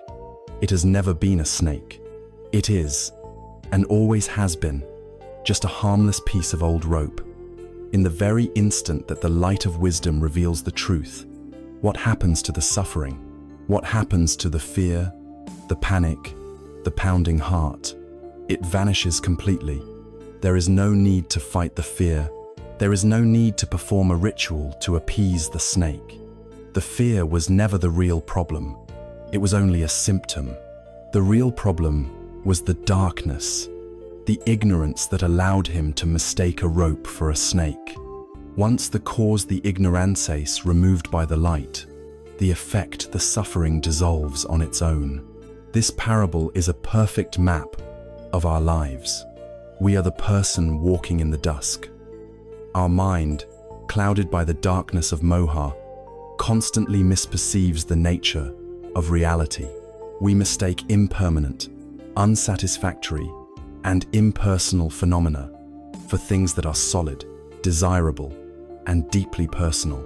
And based on these misperceptions, we react with craving, trying to grab the good ropes, and aversion, trying to flee the bad snakes, creating endless karma and suffering for ourselves. The entire path of Buddhist practice is nothing more than the process of lighting a lantern. So, what is it that this lantern of wisdom reveals? What is the truth about reality that our ignorance obscures? The Buddha taught that when we look closely at our experience, with a clear and steady mind, we see that all conditioned things, which means everything except for the ultimate reality of Nibbana, characterized by three fundamental truths. These are known as the three marks of existence. The first mark is impermanence, or anicca. This means that everything is in a constant state of change. Nothing is static, nothing is permanent. The universe is not a collection of solid nouns. It is a dynamic flow of verbs. Your body is changing with every breath. Your thoughts and feelings are arising and passing away in a ceaseless stream. Your relationships, your possessions, your reputation, the seasons, the mountains, the very stars in the sky, all of it is subject to this universal law of flux. Our delusion is that we live as if this weren't true.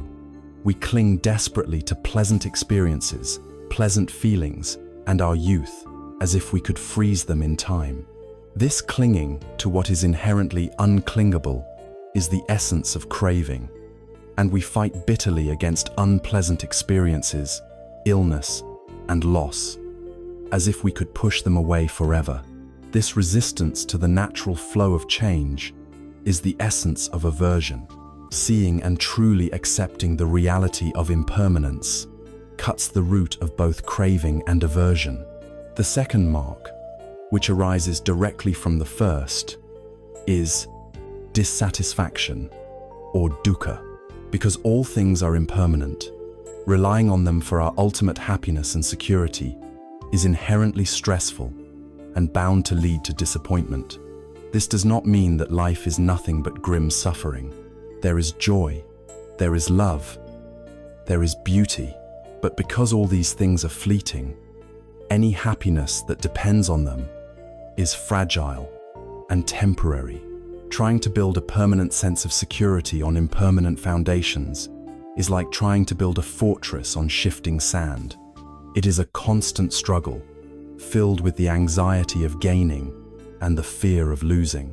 This is the dukkha.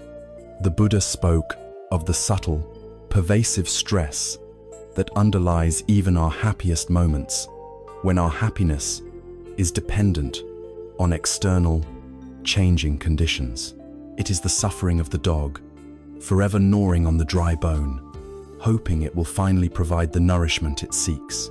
The third mark is the most profound, the most challenging to our sense of self, and the most liberating. It is called not self, or anatta. We all operate under the implicit assumption that somewhere inside of us there is a fixed, solid, independent me. We believe there is a permanent CEO in the headquarters of our mind, a thinker behind the thoughts, a feeler behind the feelings. We believe this self is who we truly are. The deep wisdom of anatta reveals that when we look closely, no such entity can be found. What we call a self is actually a dynamic, interconnected process. It is a temporary coming together of body, feelings, perceptions, intentions, and consciousness. It is more like a wave in the ocean than a separate drop of water. The wave has a recognizable form for a time, but it has no separate existence from the ocean itself. This insight is the ultimate antidote to suffering. If there is no fixed, solid self, then who is it that is being insulted? Whose reputation is being damaged? Who is it that is not getting what it wants? The entire ego structure, which is the foundation for all our greed and aversion, is seen to be an illusion. When we see the rope is a rope, the fear of the snake vanishes. When we see that there is no separate self, the fear for that self's welfare dissolves. This direct, experiential seeing of reality is wisdom, or panna. It is the light of the lantern. It is crucial to understand that this is not merely intellectual knowledge. You can memorize the 3 marks of existence. You can write essays about them. But this is not panna. This is just collecting information about the lantern. Panna is the direct result of cultivating the mind through meditation, of training it to be still and clear enough to see these truths operating in your own moment-to-moment experience.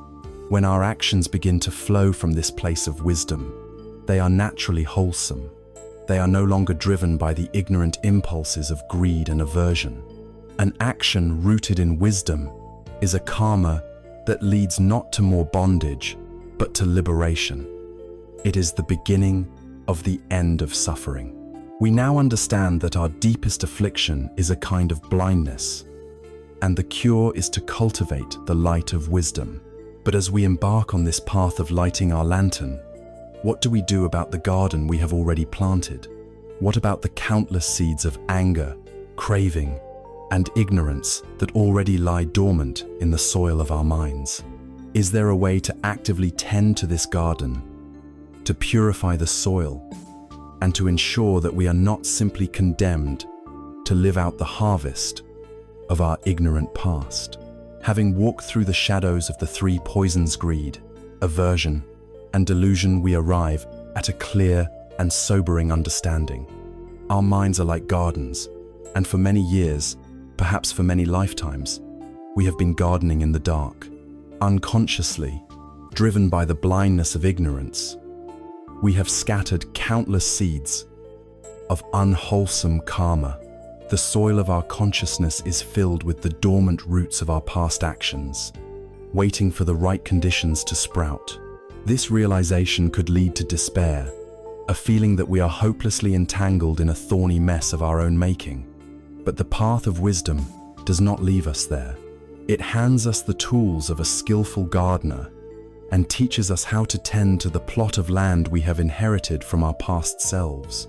The task is not to magically erase what has been planted, but to learn how to cultivate the soil so skillfully that the wholesome flowers are given the space to flourish, and the unwholesome weeds are deprived of the light they need to grow. This is the art of purifying past karma. The first and most fundamental tool for this work is the very practice of meditation, or bhavana, which literally means to cultivate or to bring into being. Specifically, the practice of mindfulness, which we have explored, is the primary method for weeding the garden. Think of it this way: every time an unwholesome thought or impulse arises from a past cedar, flicker of anger, a pang of jealousy, a surge of greed, it is like a small weed just breaking the surface of the soil. Our habitual reaction is to pour water on it. We engage with the thought, believe its story, feed it with our attention, and act it out. This is how a small weed grows into a thorny bush. Mindfulness practice is the art of seeing the weed the moment it sprouts and consciously choosing not to water it. When the thought of anger arises, you meet it with bare attention. Anger. You don't feed it with stories. You don't act it out with harsh words. You simply allow it to be there, and without the fuel of your reactive energy, the weed withers and dies on the vine. The karmic seed has sprouted, its energy has been released, but its power to cause harm has been neutralized by the light of your awareness. Alongside this, the practice of concentration helps to till the soil. A scattered, distracted mind is like loose, dry topsoil, easily blown about and perfect for weeds to take root. A calm, stable, and concentrated mind is like rich, firm, healthy earth, a strong foundation where wholesome qualities can be planted and thrive. The second method of purification is a courageous act of psychological honesty. In many traditions, this is called confession, but in the Buddhist context, it is better understood as acknowledgement. This is not about pleading for forgiveness from an external deity who will then magically wipe your karmic slate clean. It is a profound act of inner cleansing. Unacknowledged harmful actions from our past tend to fester in the dark corners of our psyche. They are like infected wounds, walled off and hidden, poisoning our system from within. The practice of acknowledgement is the act of lancing the wound to let the poison out. It means having the courage to look back at a past unskillful action, a lie we told, a person we hurt, a trust we broke, and to see it clearly, without excuse or justification. The process involves 3 steps. First, to fully and honestly recognize the unwholesome act. Second, to allow yourself to feel a sincere and healthy remorse, note the self-flagellating poison of guilt, which is centered on the ego, I am a bad person, but the genuine, heartfelt regret for the harm that was caused. Third, to make a strong and sincere resolution in your heart to refrain from that action in the future. By bringing the darkness into the light of compassionate awareness, we rob the past action of its secret power. We see it for what it was, an act born of pain and ignorance, and, in doing so, we weaken the potency of its karmic seed. While mindfulness helps us deal with karma as it arises, and acknowledgement helps us weaken what is hidden, the most powerful strategy for transforming our karmic future is one of overwhelming cultivation. It is a proactive and joyous practice, beautifully illustrated by the Buddha's parable of the lump of salt. The Buddha asked his followers to imagine taking a large lump of salt and dropping it into a small cup of water. What would happen? The water, they replied, would become so salty and bitter that it would be completely undrinkable. Then he asked, what if you were to take that very same lump of salt and throw it into the mighty river Ganges? Would it make the vast river salty and undrinkable?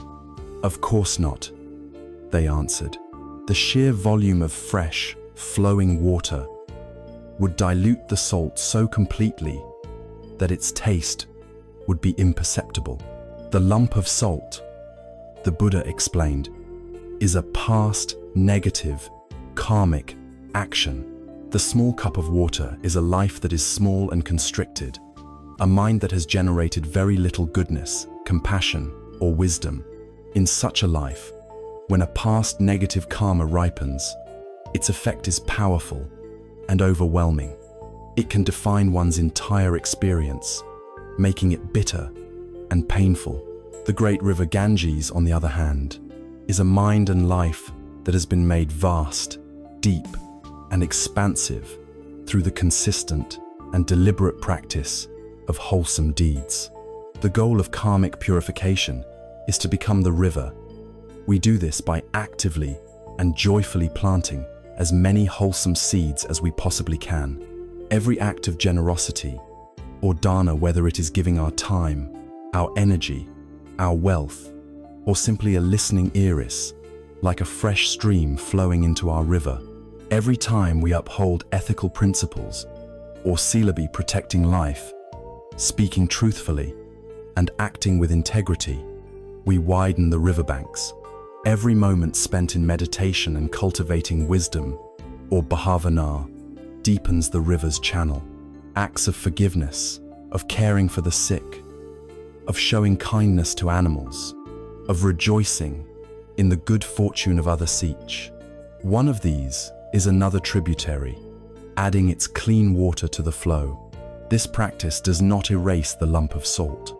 The past action still exists, but by cultivating a mind and life that is so vast and filled with goodness, we ensure that when that old, negative karma does ripen, its effect is minor. It is a faint, salty taste in a mighty river, a passing discomfort that we have the strength and wisdom to bear without being overwhelmed. We are not, therefore, helpless prisoners of our past. We are gardeners with the power to transform the very soil of our being.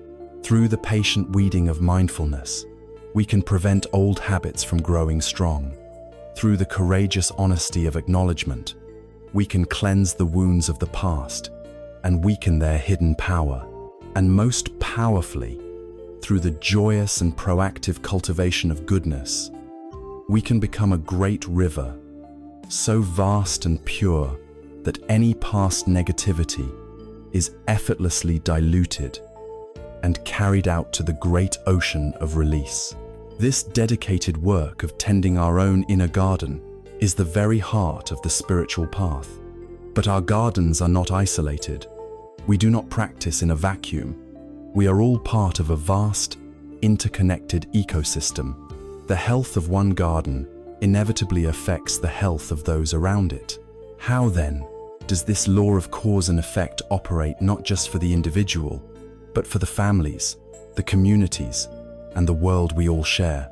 Our journey thus far has been an inward one, an exploration of the intimate relationship between our own mind and our own destiny.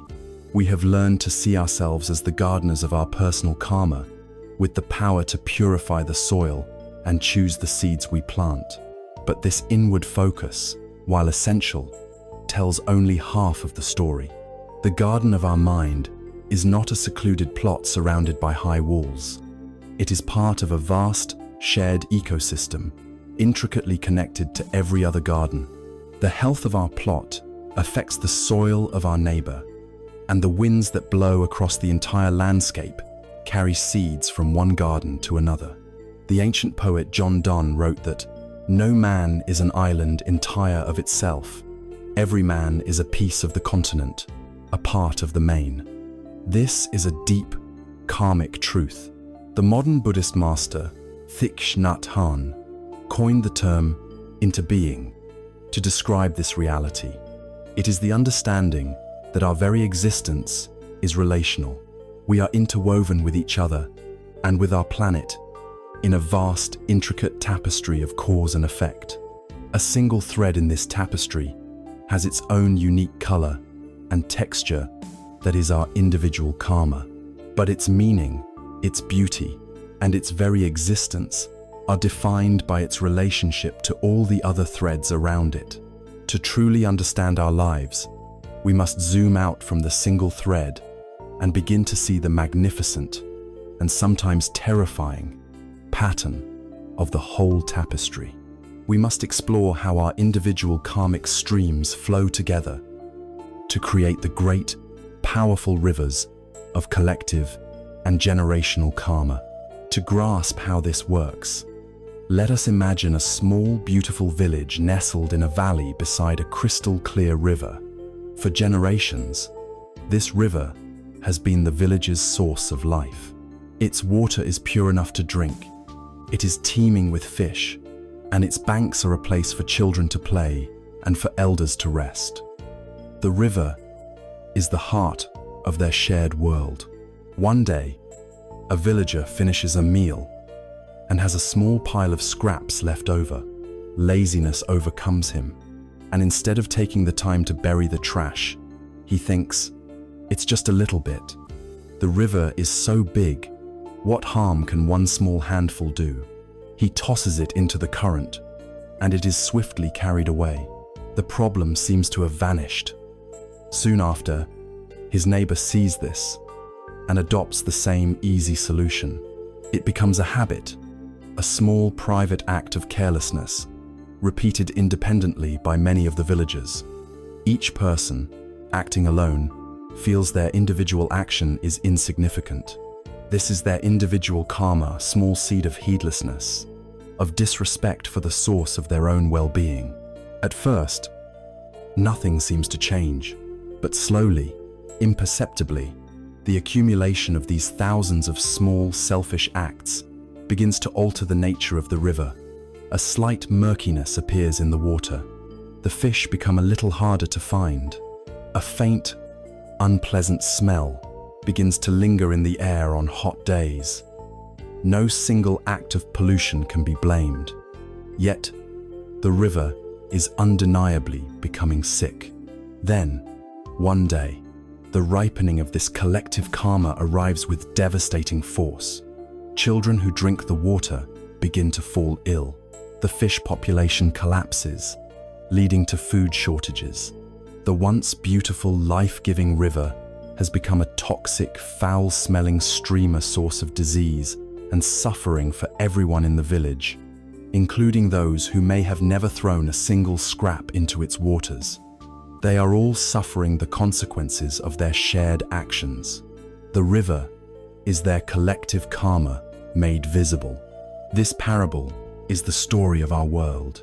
The river is our shared atmosphere, our shared economy, our shared social consciousness. The small, individual acts of pollution are the countless daily karmas of greed, hatred, and delusion performed by billions of individuals, each thinking their own actions are too small to matter.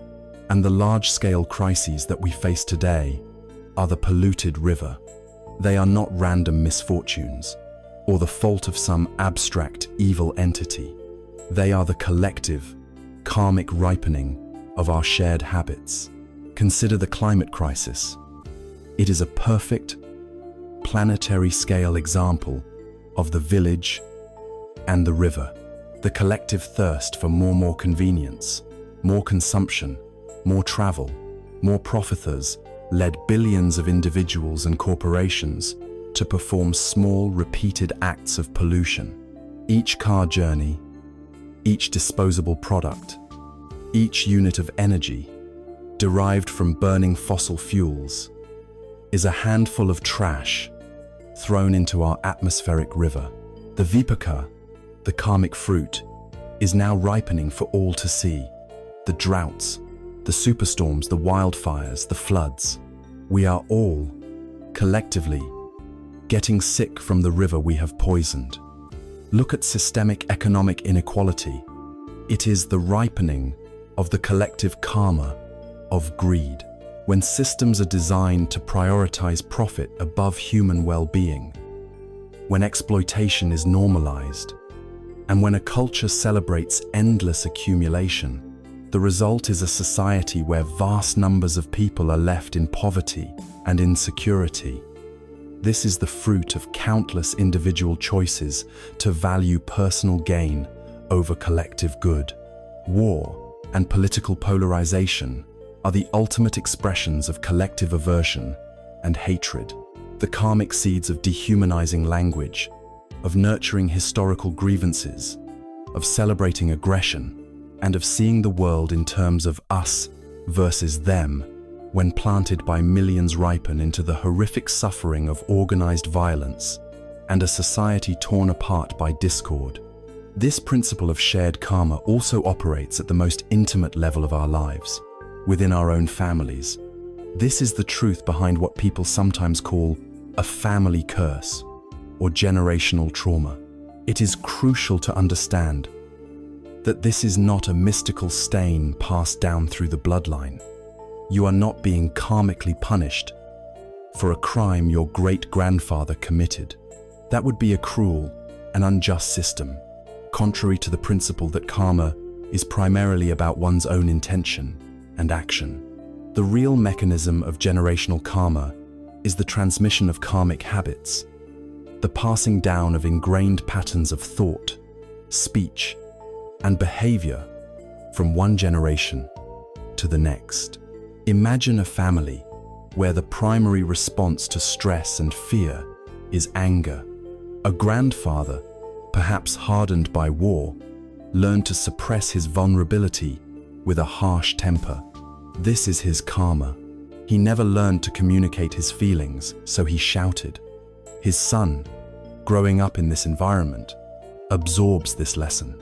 He learns from his father's example that this is what a man does when he feels threatened or overwhelmed. He then carries this habit of aversion into his own marriage and his own parenting, creating his own new karma of anger, and unwittingly teaches the same pattern to his children. The karmic habit of anger is passed down like a family heirloom, not as a mystical curse, but as a learned behavior. We can see this in so many families. A pattern of anxiety, where a parent who grew up in scarcity teaches their child to constantly worry about money and security, creating a new generation that lives in a state of fear. A pattern of addiction, where substance abuse is a learned coping mechanism for dealing with pain. A pattern of emotional silence, where children learn from their parents that feelings are dangerous and should never be expressed, leading to lives of quiet isolation. In all these cases, the suffering of one generation becomes the learned reality of the next. The river of the family's consciousness becomes polluted with these specific patterns. But here, precisely here, lies our moment of incredible power and opportunity. It only takes one person in one generation to become mindful. It only takes one person to decide they will no longer be an unconscious link in the chain. When the inherited impulse of anger arises, that person can use their mindfulness practice to pause, to feel the energy without acting on it, and to choose a response of patience or communication instead. When the family habit of anxious talk begins, that person can choose to introduce a moment of gratitude, or calm presence. When faced with the family's emotional silence, that person can have the courage to speak their truth with kindness and vulnerability. This person becomes a karmic circuit breaker.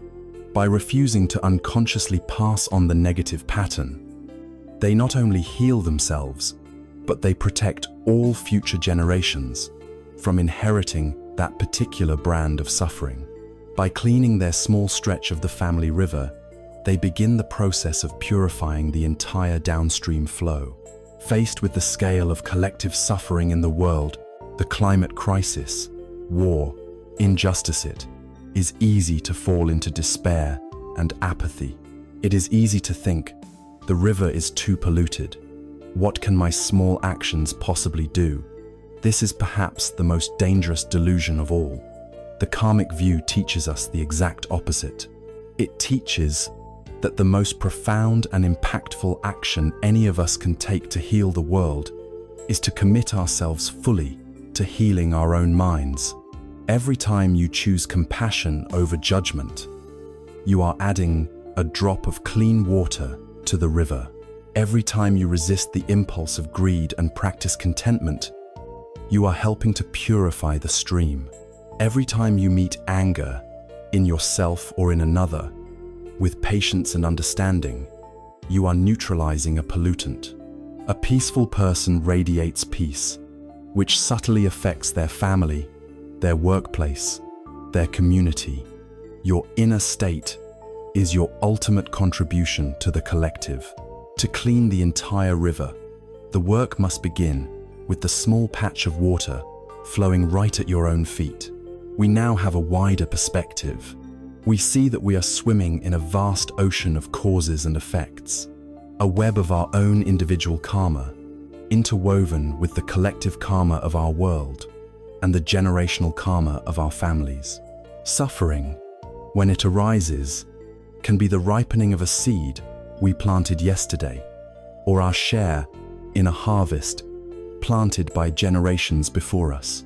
But regardless of its origin, the challenge it presents is the same.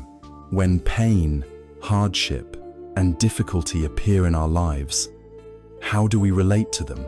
How can we meet our suffering, whether personal or collective, in a way that does not plant more seeds of bitterness and resentment, but instead uses the hardship itself as a powerful catalyst for our own growth in wisdom and compassion? We have now journeyed to the edge of a vast and sometimes intimidating landscape, the reality of collective and generational karma. We see that the currents of our lives are fed by many streams, some from our own actions, others from the shared actions of the world and the habits of our ancestors. And whether the source is personal or collective, the result is often the same: the arising of difficulty, pain, and hardship in our lives. This brings us face to face with one of life's most fundamental questions, a question at the very heart of the Buddhist path. How are we to relate to our own suffering? How do we meet the inevitable pain of existence in a way that leads not to more bitterness, but to wisdom and liberation? The Buddha's first noble truth is a simple, direct, and courageous statement: there is suffering in life. In Pali, the word is dukkha, which encompasses the entire spectrum of dissatisfaction, from the subtle, background hum of stress to the acute agony of grief and loss. This is not a pessimistic or nihilistic declaration. It is a pragmatic diagnosis. It is the doctor telling you that you are ill before offering you the cure. To expect a life free from any sickness, any loss, any disappointment, any pain of aging or death is to live in a state of delusion. These experiences are the inevitable first arrows of existence. They are the ripening of an unimaginably complex web of past individual and collective karma. They are an inescapable part of the human contract. The spiritual path is not about building a fortress so that the first arrows can never reach you. That is impossible. The path is about training the heart and mind so that when the first arrow strikes, you do not immediately shoot yourself with a second. Our habitual human response to being struck by the first arrow of pain is to immediately ask the question, why me? This question, though it feels natural, is the very source of the second arrow. It is a question steeped in the poison of delusion. It assumes a universe that is supposed to revolve around our personal desires and expectations. It implies a sense of injustice, that we have been singled out for unfair punishment. It frames us as the victim. This question does not lead to answers. It leads only to a spiral of resentment, anger, bitterness, and self-pity. It is the mind's desperate and futile resistance to reality. And this resistance is the essence of suffering. The practice of skillful suffering begins by abandoning this useless question and replacing it with a far more powerful and productive one. Instead of asking, why me? We learn to ask, this is here. What can I learn from this? Or even more simply, what now? This subtle shift in language changes everything. It moves us from a position of passive victimhood to one of active and engaged agency. It acknowledges the reality of the pain without becoming consumed by the story of injustice around it. It is the pivot from resisting life to working with it. It is the moment we stop being a casualty of our karma and start becoming a student of our life. The potential for this transformation is beautifully captured in the symbol of the lotus flower. The lotus is a universal emblem of purity, beauty, and enlightenment. It rises from the water, its petals pristine and untouched by the mire below. But where does the lotus grow? It does not grow in a sterile vase of purified water. It does not grow in the clean, dry air. The lotus seed only sprouts in the dark, murky, foul-smelling mud at the bottom of the pond. This mud represents the dukkha of our lives. It is the hardship, the loss, the confusion, the pain, the ripening of our most difficult karmas. It is the very stuff we spend our lives trying to avoid. And yet, the lotus teaches us a profound truth. The mud is not an obstacle to the flower's beauty. It is the necessary condition for it. The mud contains the essential nutrients that the lotus seed requires to sprout, to grow its long stem up through the water, and to finally blossom in the sunlight. Without the mud, there can be no lotus. This is the secret of skillful suffering. It is the understanding that our hardships, our darkest moments, our most painful karmic results are not merely punishments to be endured. They are, in fact, the very nutrients for our spiritual growth. They are the mud that can give birth to the lotus of wisdom and compassion. When life is easy and comfortable, we have little incentive to look deeper. We are content to skate on the surface of things. But when we are faced with a first arrow, a serious illness, the death of a loved one, a devastating betrayal, the superficial comforts of the world are stripped away. We are forced to dig deeper, to ask more meaningful questions, to find a strength we did not know we had. The hardship itself becomes the catalyst for our awakening. It is the fire that tests the gold, burning away the impurities and leaving behind what is real and true. When we view our difficulties through this lens, they become alchemical opportunities, a chance to forge profound virtues in the very fire of our pain. When we are faced with a challenging situation that we cannot change, like a chronic illness or a difficult colleague at work, it becomes a perfect, real-world laboratory for cultivating patience or khanti. We learn to endure with grace, to be with discomfort without adding the second arrow of mental complaint. When we experience our own deep pain, our hearts naturally soften, Our personal suffering becomes a bridge to understanding the suffering of all beings. The pain of our own loss allows us to truly and deeply empathize with another's grief. In this way, the mud of our personal sorrow nourishes the beautiful lotus of compassion, or karuna. And most profoundly, hardship is the most powerful teacher of wisdom, or panna. The loss of someone we love forces us to confront the undeniable truth of impermanence, anicca, in a way no book ever could. A sudden failure or illness shatters our ego's illusion of control, revealing the truth of not-self, anatta. Our difficulties are a direct, visceral teaching in the nature of reality, burning away our cherished illusions and leaving us with the stark, liberating clarity of how things truly are.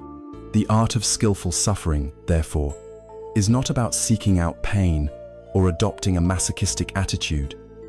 It is about honoring our pain when it arrives. It is about having the courage to stay present with our difficulties and the wisdom to ask, what is this here to teach me? It is the radical faith that even in the darkest, murkiest mud of our lives, a lotus is waiting to grow. We learn to be alchemists, not victims. We understand that every moment of suffering, if met with awareness and wisdom, can become a stepping stone on the path to our own liberation. Accepting the mud and allowing it to nourish us is a profound and life-altering practice. But to truly transform our inner world, we must not only learn from the darkness, we must also consciously turn our attention toward the light. What happens when we shift our focus from skillfully enduring the difficult to actively appreciating the good, no matter how small it may seem? This leads us to discover one of the most joyful and powerful methods for purifying karma and cultivating a beautiful mind. We have walked through the valley of skillful suffering, learning to meet the inevitable mud of our lives, not with resistance, but with the wisdom that sees it as a nutrient for the lotus of our awakening. This is a profound and necessary skill, the ability to be with what is difficult. But the path to a liberated heart does not end there. A garden requires not only the richness of the dark soil, but also the life-giving energy of the sun. Having learned to work with the mud, we must now learn to consciously and intentionally turn our face toward the light. This is the practice of gratitude, and it is one of the most transformative karmic actions we can undertake, for it has the power to shift our entire experience of reality from a mindset of scarcity to a universe of abundance. To understand the revolutionary power of gratitude, we must first be honest about the default setting of our own minds. The human brain is a remarkable survival machine, honed over millions of years of evolution. Our ancestors survived not because they were blissfully content, but because they were exquisitely sensitive to threats. They were attuned to the sound of a predator in the bushes, the sight of a dwindling food supply, the feeling that something was wrong. A happy, relaxed caveman was often a dead caveman. As their descendants, we have inherited this survival hardware. Our minds have what modern psychology calls a negativity bias. This means our brain is like Velcro for negative experiences and Teflon for positive ones. A single criticism can stick with us all day, while a dozen compliments slide right off. This is not a personal failing. It is our evolutionary inheritance. But in a world where physical survival is no longer our constant moment-to-moment concern, this ancient programming becomes the source of a chronic, low-grade suffering. It creates a mindset of scarcity, the persistent, nagging feeling that something is missing, something is not quite right, that we are not enough, that we do not have enough. This scarcity mindset is the very soil in which the seeds of craving, envy, and dissatisfaction are sown.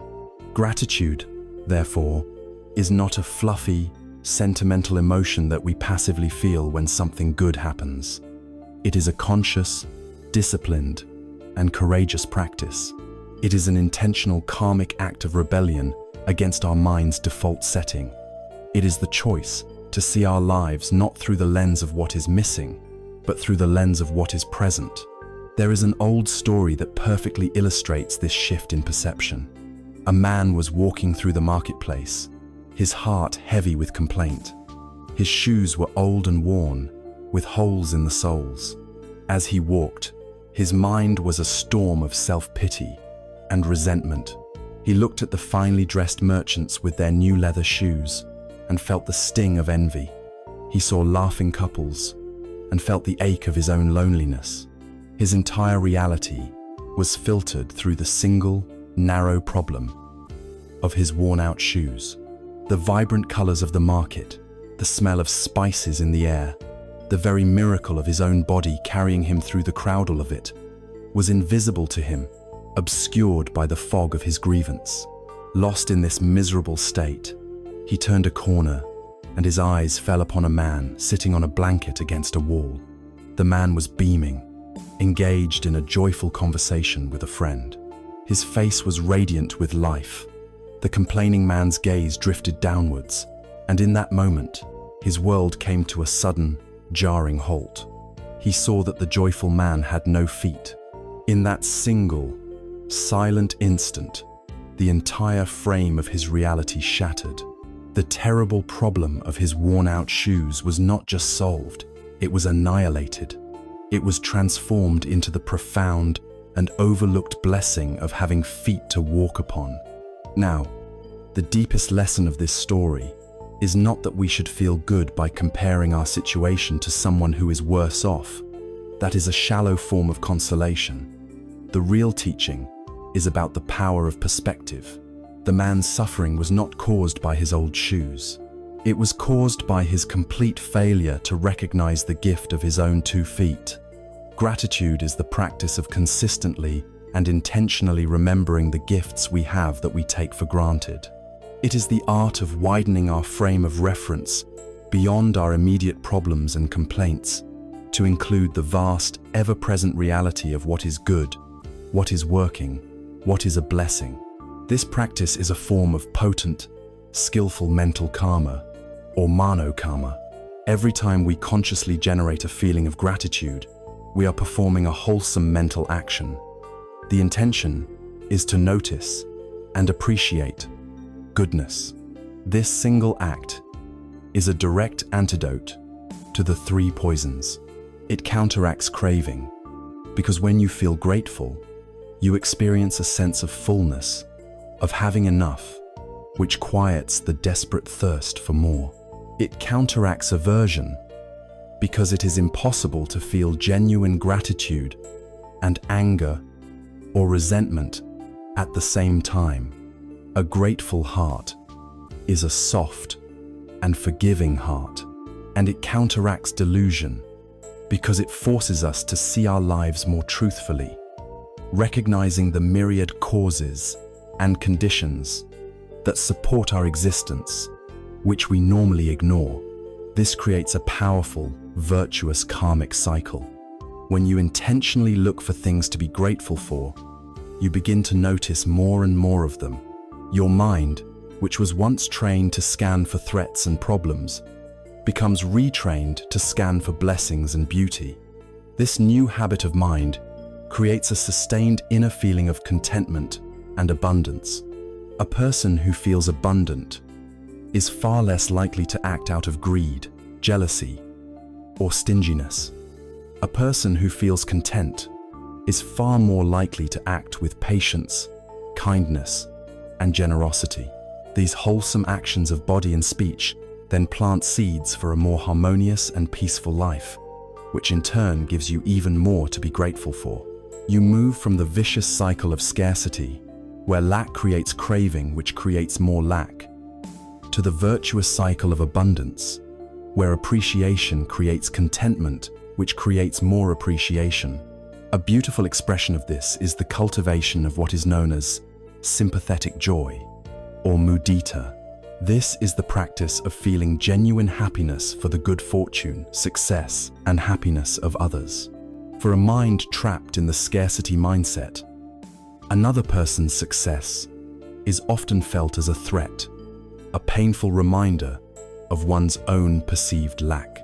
It is the source of envy and jealousy, which are toxic forms of aversion. But for a mind that has been trained in gratitude, a mind that feels its own inherent fullness, there is no threat.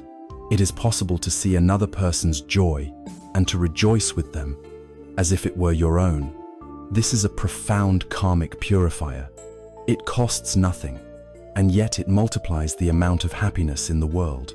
It frees us from the lonely prison of comparison and connects us to the shared well-being of all life.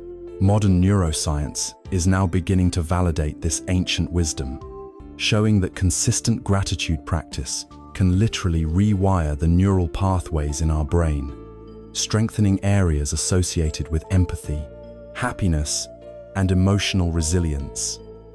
It is not just a poetic idea, it is a form of tangible mental training. To bring this powerful practice into our lives, we can adopt a few simple, concrete techniques. The most well-known is the gratitude journal. The discipline is to, each day, write down 3 to 5 specific things for which you are grateful. The key here is specificity. Instead of writing, "I'm grateful for my family," which is a bit abstract, you might write, "I am grateful for the way my daughter hugged me when I came home from work," or "I'm grateful for the delicious meal my partner cooked tonight." Specificity brings the memory and the feeling to life. Another practice is the gratitude walk. You can go for a walk, even just for 10 minutes, with the sole intention of noticing things that you can appreciate. It could be the architectural detail on a building, the resilience of a flower growing through a crack in the pavement, the feeling of the sun on your skin, or the simple, staggering miracle that your lungs breathe and your heart beats without any conscious effort from you. We can also practice verbalizing our gratitude. This is a powerful act of wholesome speech. Make it a practice to tell the people in your life that you appreciate them, and tell them exactly why. A sincere expression of thanks can change a person's entire day and deeply strengthen your karmic bond of connection. A more advanced practice is to find gratitude even in difficulty. This means being grateful for the challenges that forced you to grow stronger, for the mistakes that taught you valuable lessons, or simply for the mundane things that did not go wrong today. To be grateful that the car started, that the roof did not leak, that you are not lying in a hospital bed. This is to recognize the fragile and precious nature of our ordinary well-being. At its most fundamental level, we can cultivate gratitude for the 4 requisites that support our life: the food that nourishes us, the clothes that keep us warm, the shelter that keeps us safe, and the medicine that heals us when we are sick. In a world where billions lack these basic necessities, to recognize them not as entitlements, but as profound gifts, is a powerful antidote to the poison of taking life for granted. Gratitude, then, is the conscious choice to narrate our lives from a perspective of abundance rather than scarcity. It does not mean we deny the existence of pain, injustice, or suffering in the world. We can be deeply grateful for the gift of our life and, at the same time, be deeply moved to help those who are suffering. In fact, a heart fortified by gratitude is more resilient, more compassionate, and better equipped to do the hard work of healing the world. A grateful person acts not from a place of angry reactivity or fearful lack, but from a place of fullness and love. We have seen how our inner state of gratitude can transform our personal world, and how this state naturally overflows into wholesome actions. This inner state finds its most frequent and powerful expression in the words we use, the words we choose, moment by moment, spoken either from a place of complaint or from a place of thankfulness, have the power to create our reality. What then is the art of using our speech, this incredible power, not as a weapon of our discontent, but as a tool for our collective liberation? From the deep inner cultivation of gratitude, a natural overflow occurs.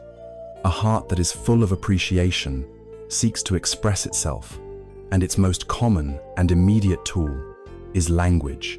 We have seen how our thoughts and intentions are the primary seeds of karma, but it is through our words that these seeds are most frequently scattered into the world, taking root in the minds and hearts of others. In the grand architecture of the Buddhist path, the practice of skillful speech is considered so fundamental that it is enshrined as right speech, or samavacha, a core component of the Noble Eightfold Path. This is not merely a suggestion to be polite. It is a profound and active practice of mindfulness, a way of transforming our most common form of interaction from a source of suffering into an instrument of healing and connection. Every word we utter is a karmic act. It has the power to build a bridge of trust or to dig a trench of division. It can be a balm that soothes a wound or a poison that infects it. To become a skillful architect of our lives, we must first become a skillful master of our words.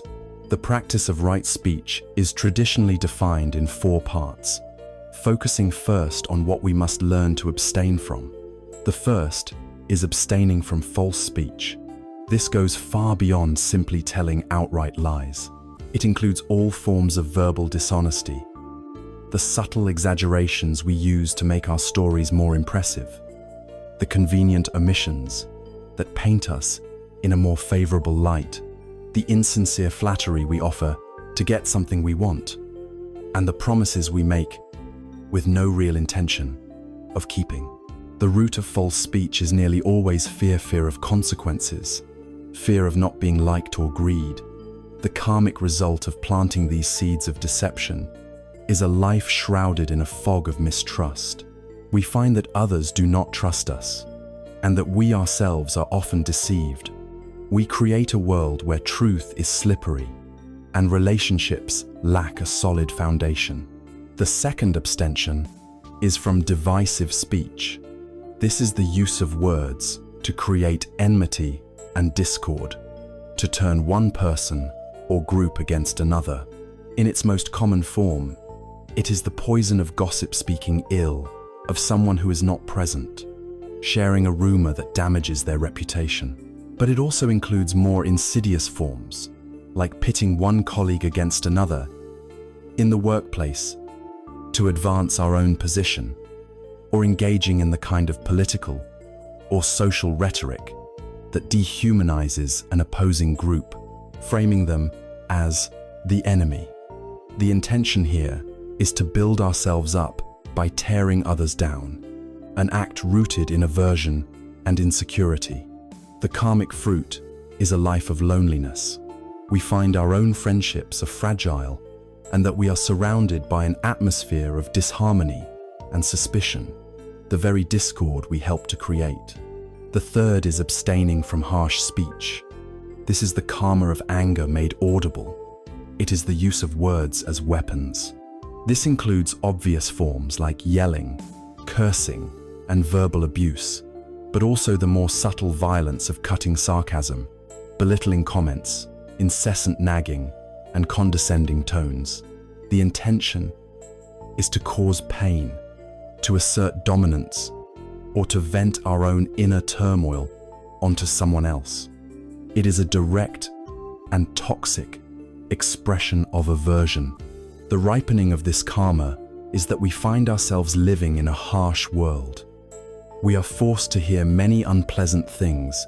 We become the target of others' anger, and our own heart becomes hard and brittle. The fourth and most subtle abstention is from idle chatter. This is the endless stream of pointless talk, frivolous gossip, and aimless speculation that so often fills our days. It is speech that serves no real purpose other than to fill silence or to distract a restless mind. We complain about the weather, we speculate about celebrities, we rehash the same old stories again and again. While it may seem harmless, idle chatter is a symptom of an unmindful mind. Its karmic result is that our words begin to lose their potency. When we have something truly important and meaningful to say, others may not listen with full attention because they have become accustomed to our words being weightless and insignificant. The devastating and irreversible power of our words is captured in the story of a man and a feather pillow. A villager grew intensely jealous of the town's wise and beloved sage. To damage the sage's reputation, he started a vicious rumor about him. The rumor, being juicy and scandalous, spread like wildfire, and soon the entire town looked upon the sage with suspicion and contempt. After a while, the villager's conscience began to torment him. Overcome with remorse, he went to the sage, confessed his wrongdoing, and begged for a way to undo the harm he had caused. The sage listened with compassion and then handed the man a large feather pillow.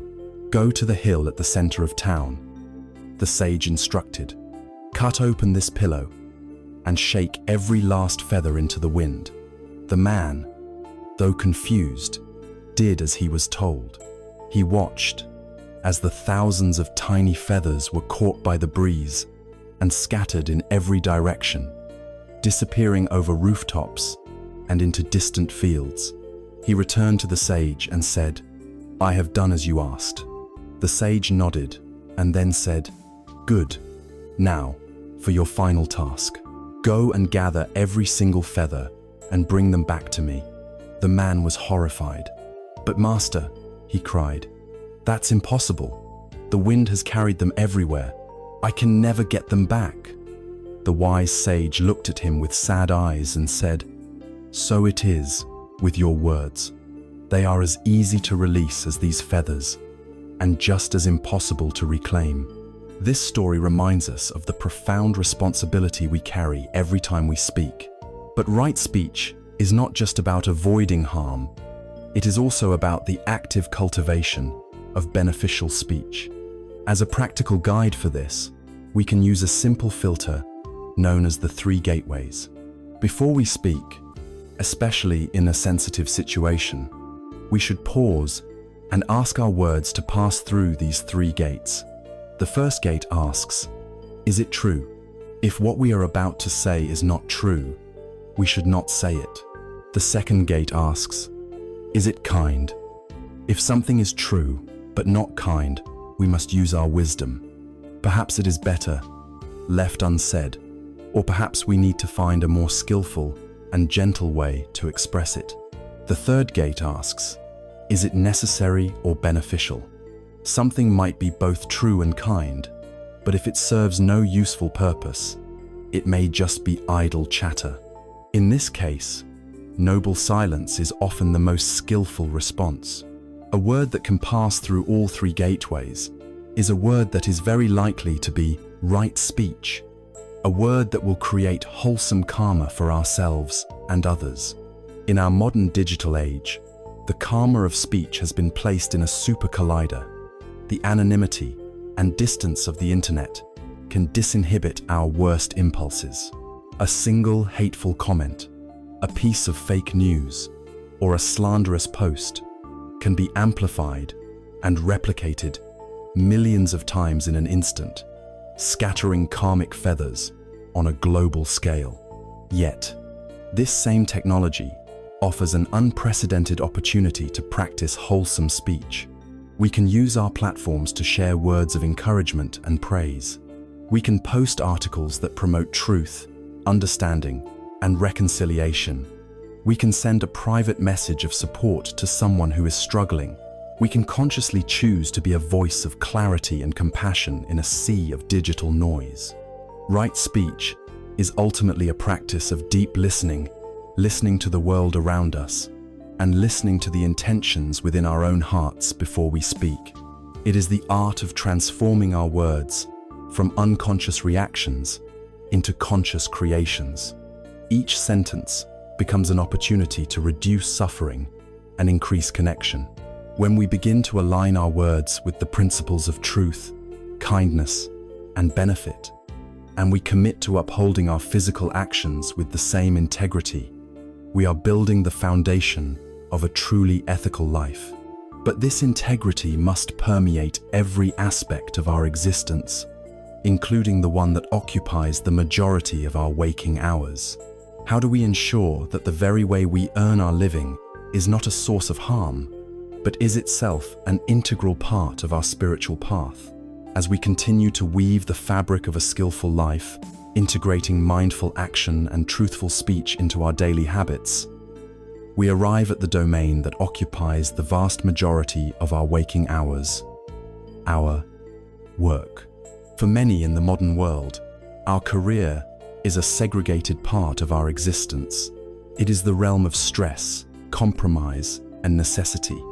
A compartment of life where we trade our time and energy for a paycheck that allows us to live the real part of our life after hours and on weekends. Our spiritual practice is something we do when we are not working, but this separation creates a deep and painful division in our psyche and is a tremendous missed opportunity. The Buddhist path offers a more integrated vision, encapsulated in the principle of right livelihood, or samma ajiva. This teaching invites us to see our work not as an obstacle to our awakening, but as the very ground upon which it can be realized. It asks us to transform our career from a source of karmic entanglement into a powerful path of practice. The principle of right livelihood is, at its foundation, an ethical one. It asks us to earn our living in a way that does not cause harm to ourselves or to other living beings. The Buddha was very specific about this, outlining 5 kinds of livelihood that a lay follower should avoid because they are rooted in causing suffering. The first is trading in weapons, a livelihood that profits directly from violence and conflict. The second is trading in living beings, which includes any form of slavery or human trafficking, as well as the business of raising animals for slaughter. The third is the business of meat production, which is a direct extension of the second. The fourth is trading in intoxicants, such as alcohol or illicit drugs, which profits from addiction and the clouding of the mind that leads to heedlessness. And the fifth is trading in poisons, any substance whose intended use is to harm or to kill. The common thread running through all of these is clear. Any profession that requires you to profit from the suffering, death, or delusion of others is considered wrong livelihood. It is a path that plants deeply unwholesome karmic seeds and makes genuine spiritual progress almost impossible. For most of us, however, our work does not fall into these extreme categories. We are accountants, teachers, software engineers, artists, baristas, construction workers.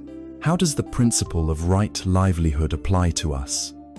Here, the practice moves from an external, ethical guideline to a profound internal orientation. It becomes less about what you do and almost entirely about how you do it. The modern workplace, with all its pressures and interpersonal challenges, is, in fact, a perfect, high-intensity gymnasium for spiritual practice. The demanding boss or the frustrating client is not a curse. They are your personal, real-world teacher of patience and equanimity. The annoying, gossipy coworker is a living opportunity to practice right speech and to refrain from engaging in slander. The temptation to cut corners on a project, to fudge the numbers on a report, or to overcharge a customer is a direct, tangible chance to choose honesty over greed, to consciously plant a seed of wholesome integrity. Every single workday is filled with dozens of these karmic choice points.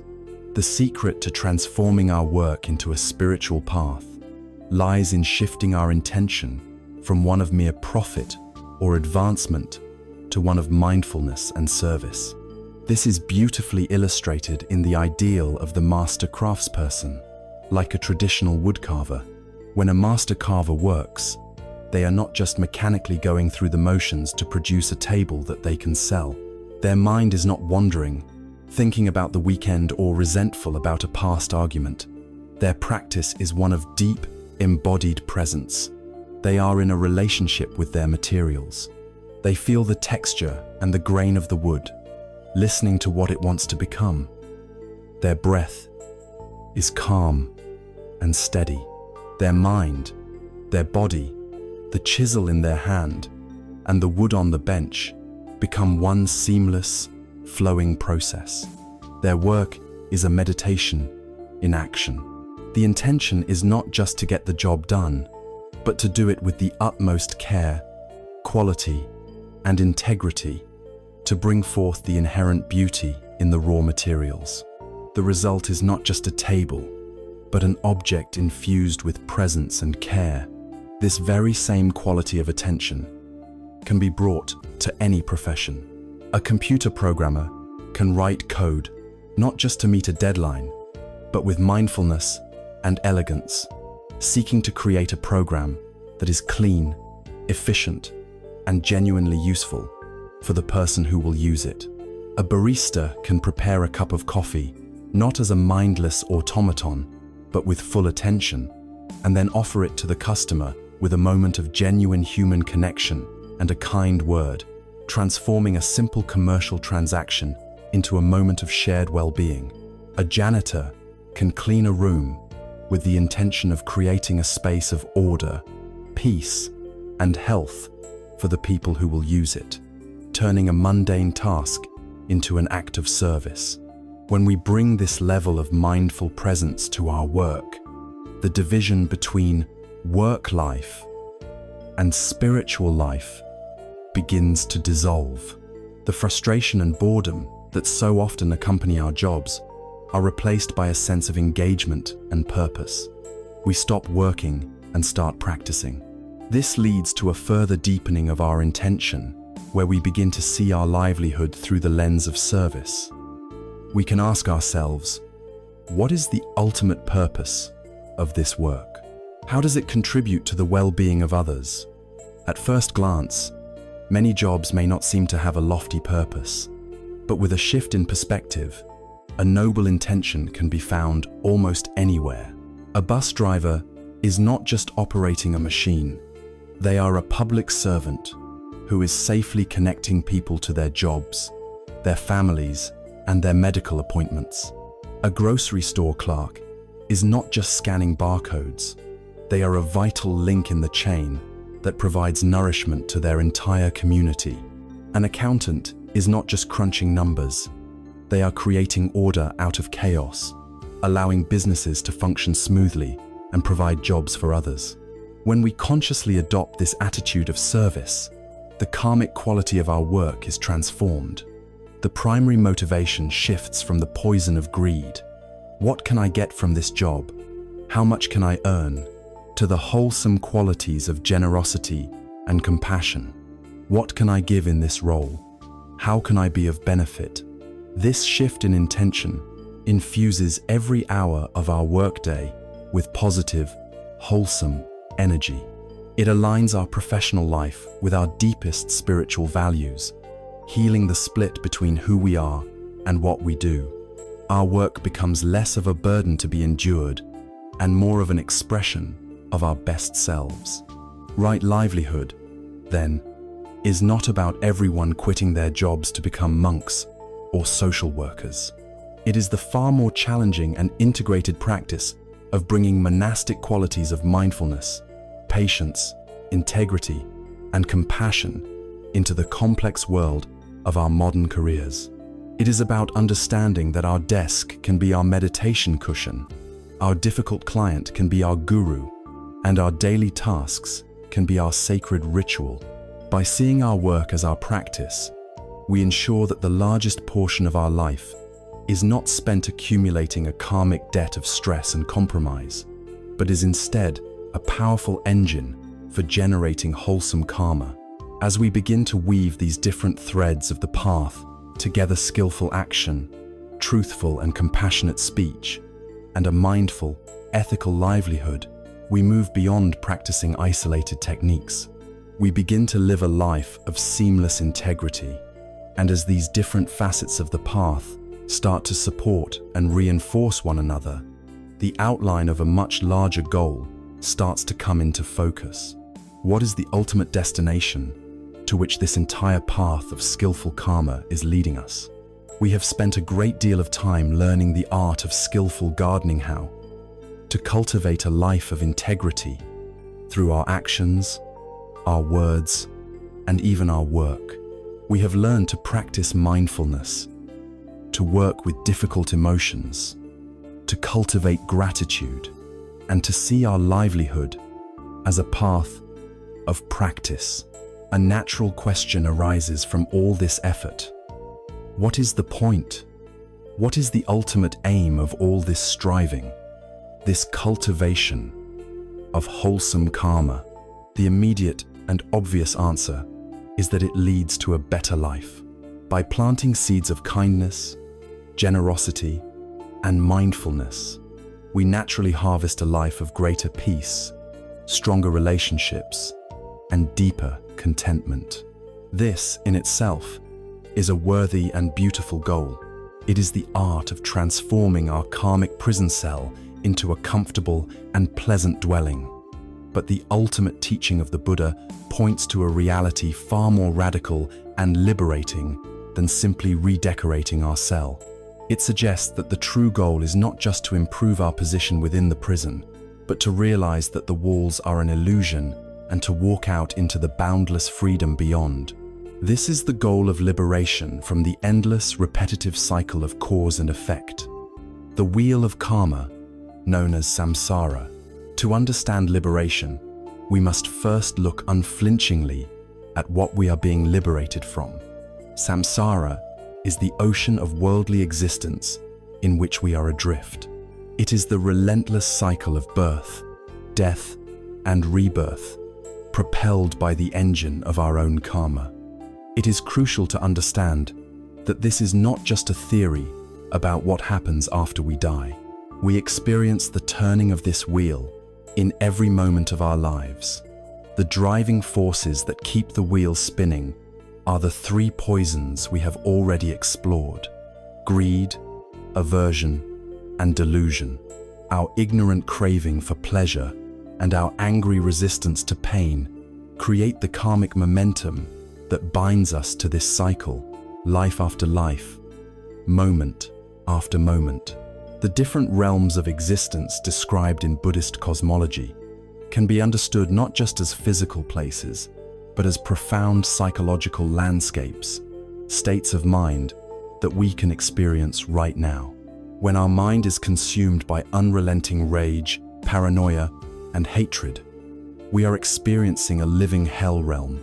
When we are trapped in the grips of an insatiable addiction, a craving that can never be fulfilled, forever feeling empty and wanting more, we are living in the realm of the hungry ghost. When we live a life of pure instinct, driven only by the primal urges for food, sleep, and sensory gratification without any higher reflection, we are dwelling in the animal realm. Conversely, our good karma can lead to higher states. The human realm, the one we currently inhabit, is considered extraordinarily precious and rare.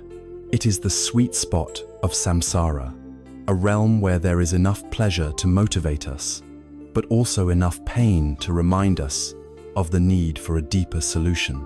Above this are the heavenly realms, the deva worlds, which are states of prolonged bliss, pleasure, and tranquility. These are the result of powerful good karma, of lives lived with great generosity and ethical purity. But even these heavenly realms, as wonderful as they may sound, are a trap. They are a gilded cage. Life is so pleasant and free from suffering that there is no urgency, no motivation to seek final liberation.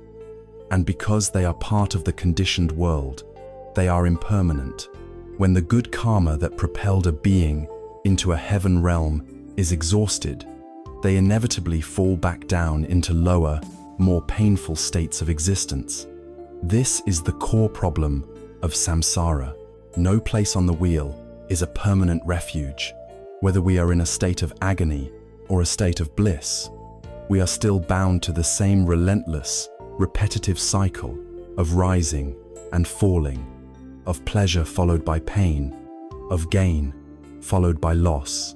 The ultimate goal of the path is not to endlessly climb to the top of the Ferris wheel, only to ride it back down again.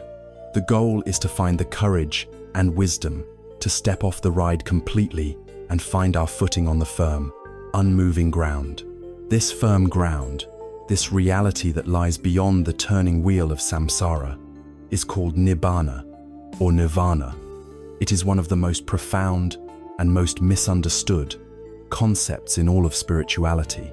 It is crucial to first clear away what it is not. Nirvana is not a place, like a Christian heaven, where a self or a soul goes after death to enjoy eternal rewards.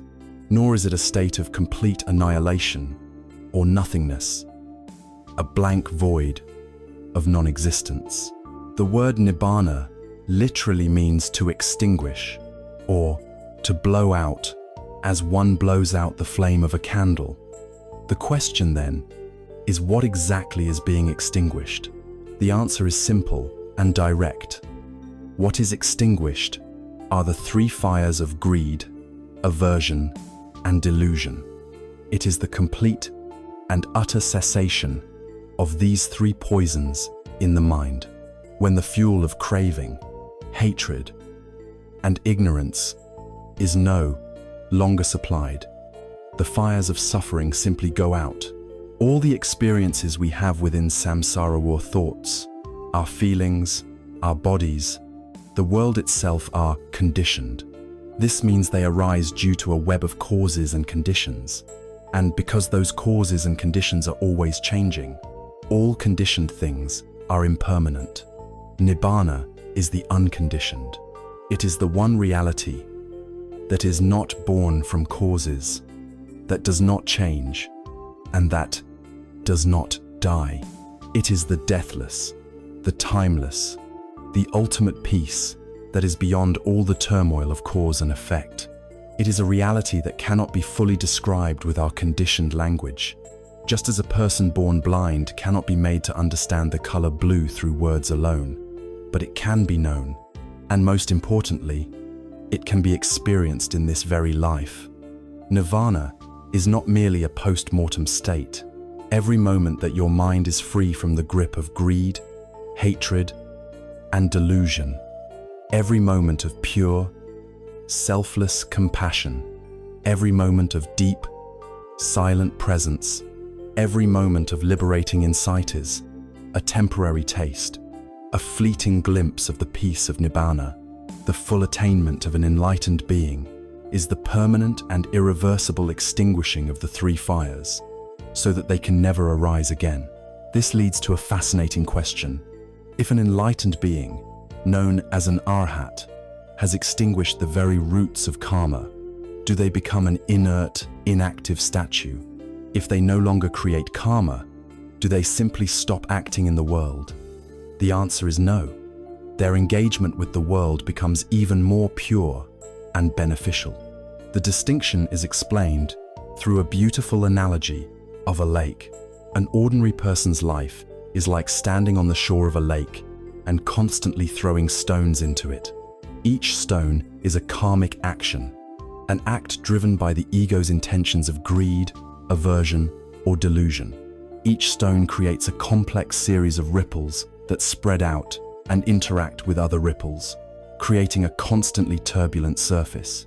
These ripples are the vipaka, the results of our karma. Our lives are this choppy, chaotic surface. An enlightened being is one who has simply and completely stopped throwing stones. Their mind is at rest. The old ripples from stones thrown long ago may still be playing out. The arhat may still experience physical pain, or the results of past actions, just as Angulimala was still stoned by the villagers. But no new ripples, no new causes for future suffering are being created. And eventually, with no new disturbances, the surface of the lake becomes perfectly, glassily still. The actions of such a being are no longer called karma. They are referred to by a different word, kriya.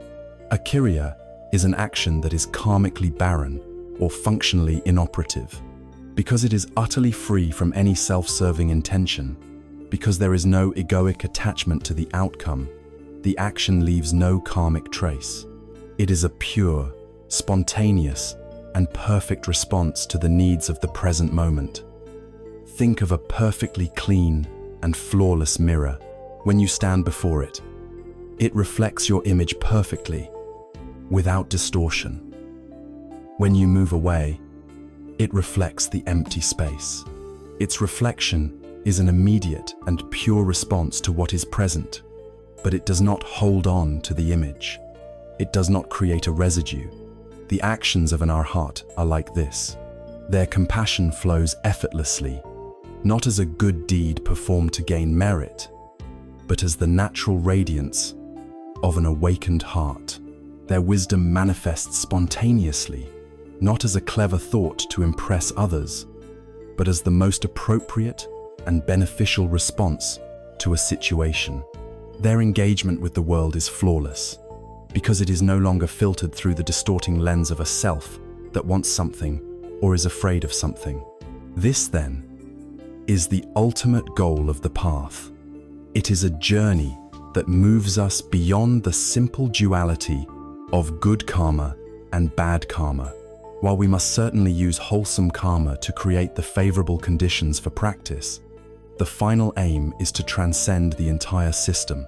It is the shift from being a player trying to win the game of samsara to being a wise person who sees the game for what it is and walks away from the board. It is the journey from the turbulent rim of the wheel to the profound peace of its unmoving center.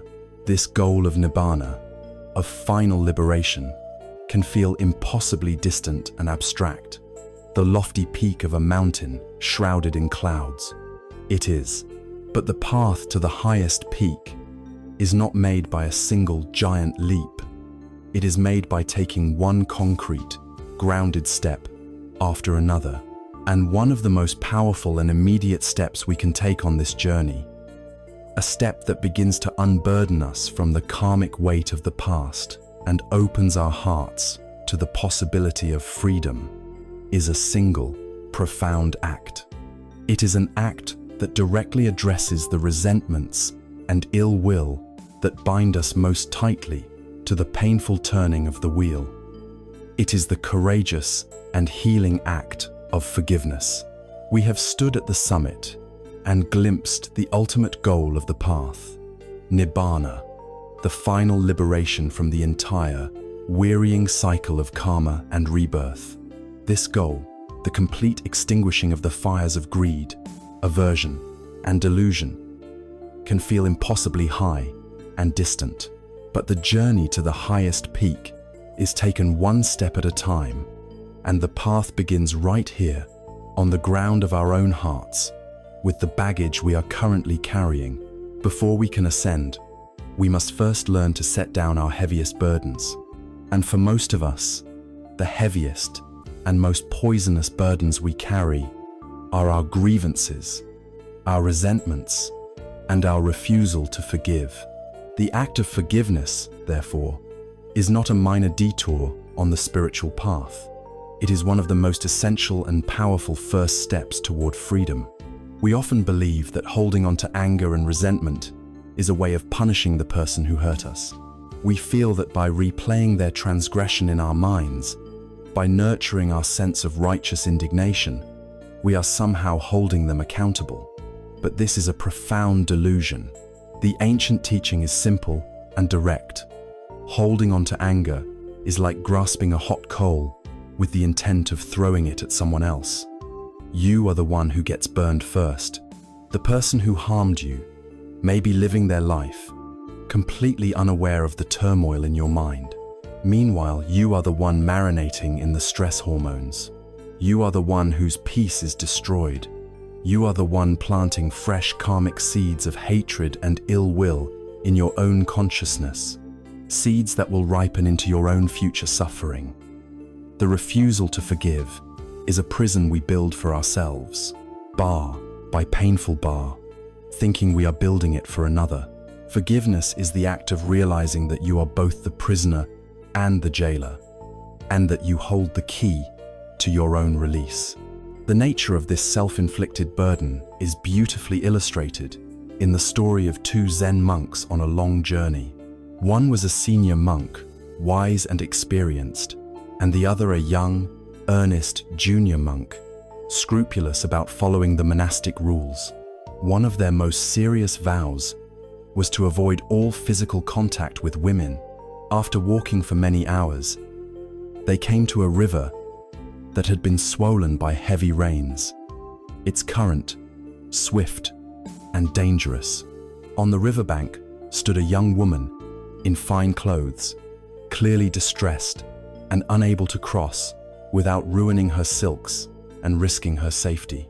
Without a word, the senior monk walked up to her, lifted her onto his back, waded carefully through the turbulent water, and gently set her down on the opposite bank. He bowed, and the two monks continued their journey. For the next several hours, the junior monk walked in a storm of agitated silence. His mind was racing. How could he do that? He thought.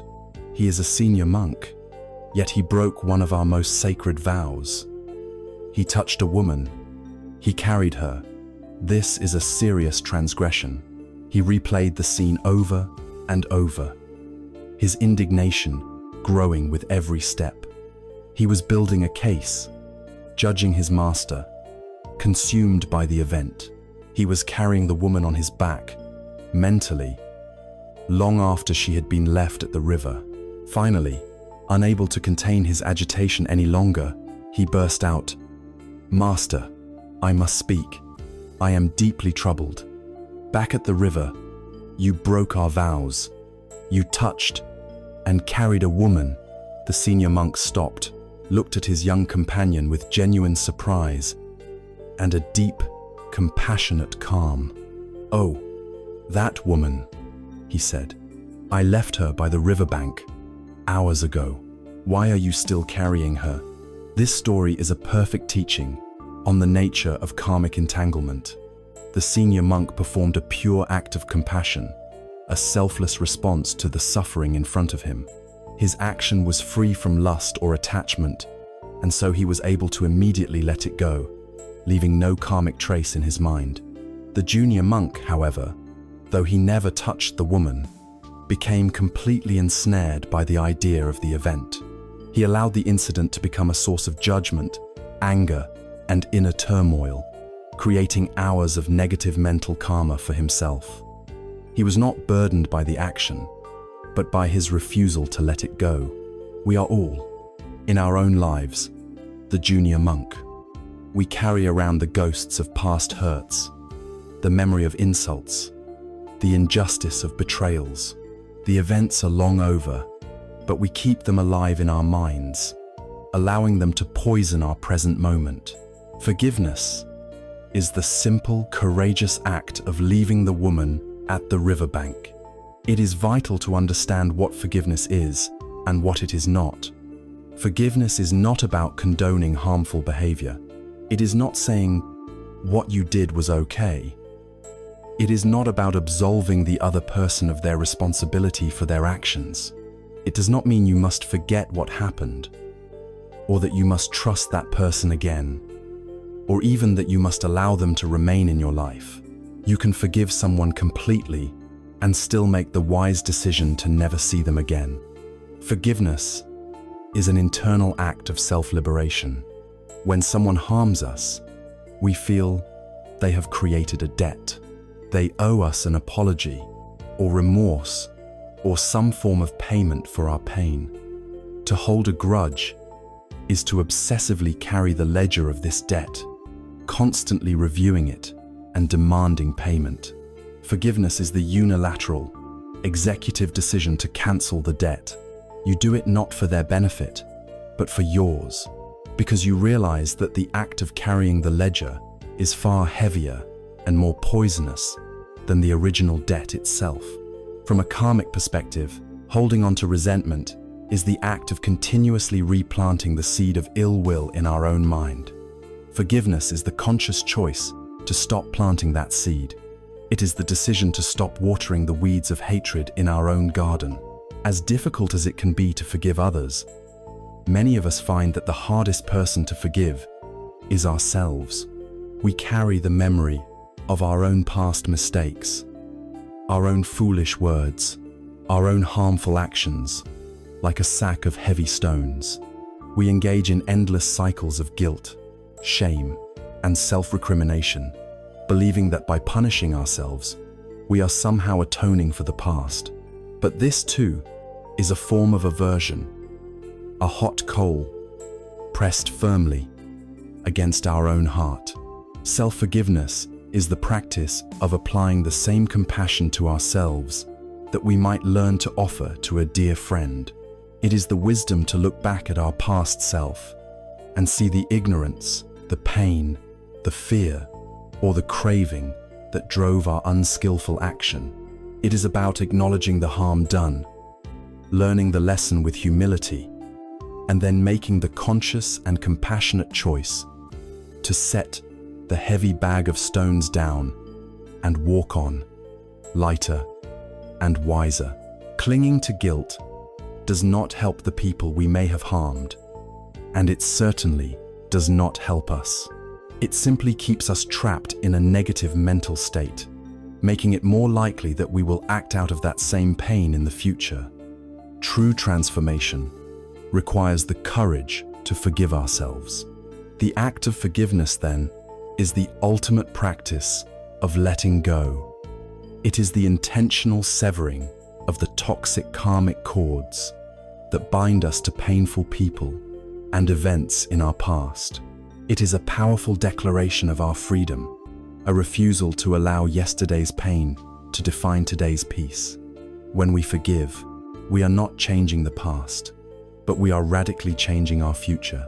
By clearing away the tangled, thorny undergrowth of resentment and guilt from the garden of our heart, we create a clear, open space.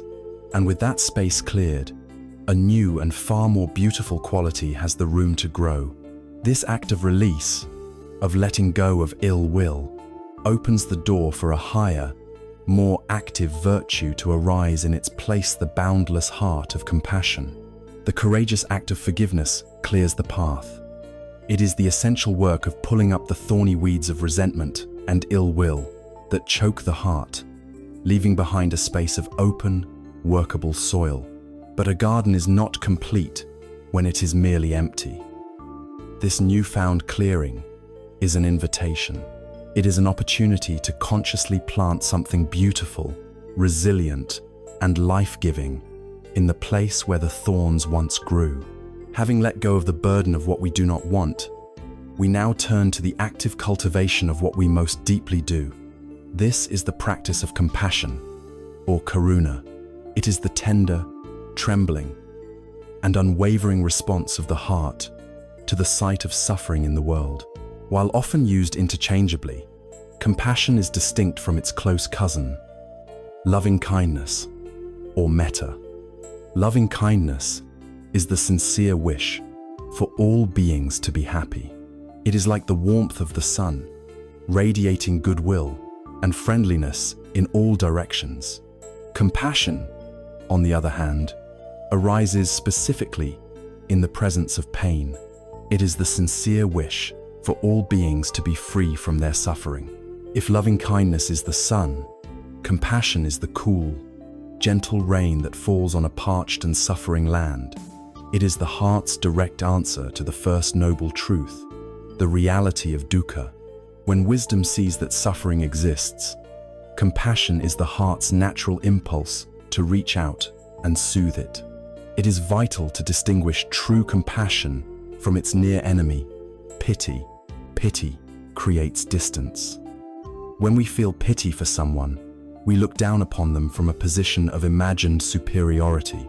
Oh, that poor person, we think, and in doing so, we reinforce the barrier between me, the fortunate one, and you, the unfortunate one.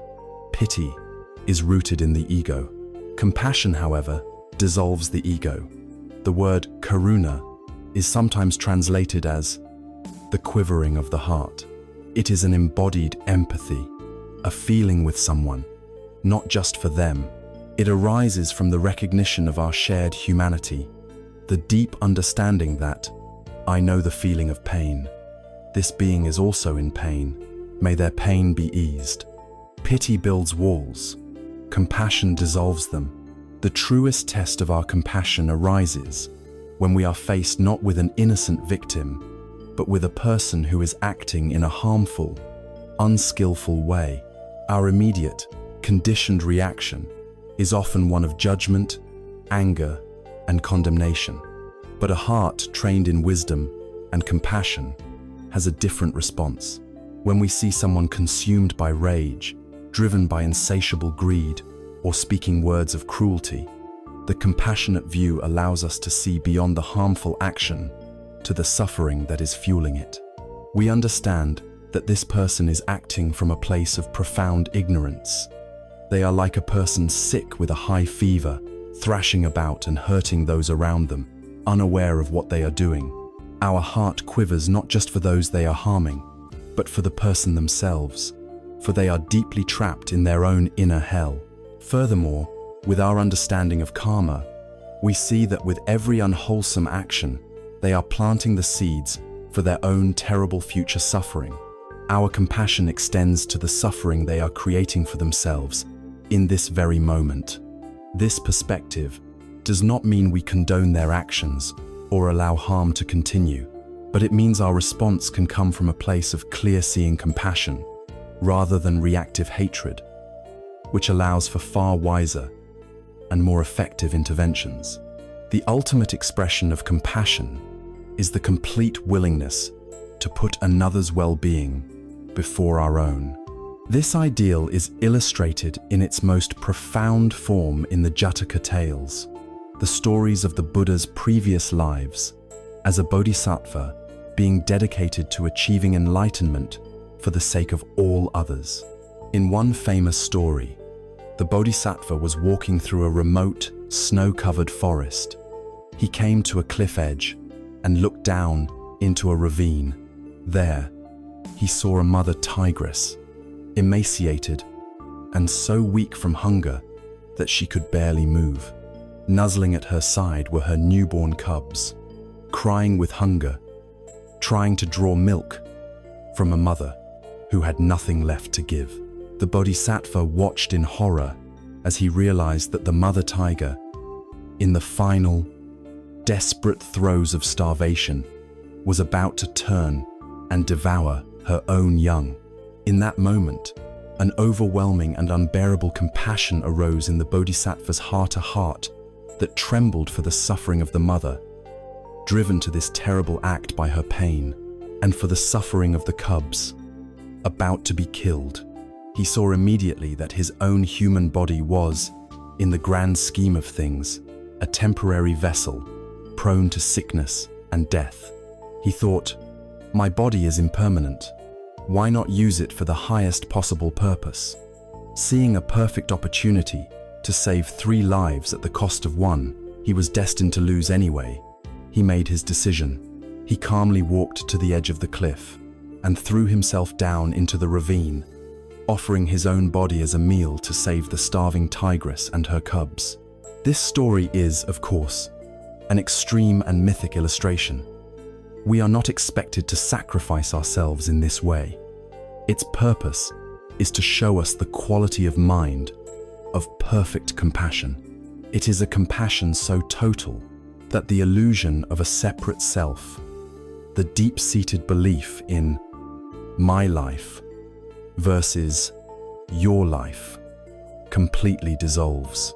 It is the understanding, at the deepest possible level, that the suffering of another is not separate from our own. It is the ultimate expression of wisdom and compassion working together as one. Actions born from this selfless impulse create the most powerful and pure, wholesome karma imaginable. How then do we cultivate this boundless heart in our ordinary lives? The practice begins, as always, with ourselves. We cannot offer a cool drink of water to others if our own cup is empty. Self-compassion is the foundation.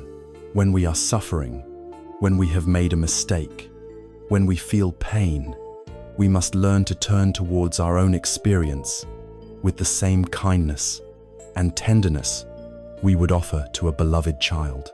We replace the harsh inner voice of the critic with a gentle voice of understanding. We comfort ourselves. We give ourselves permission to be imperfectly human.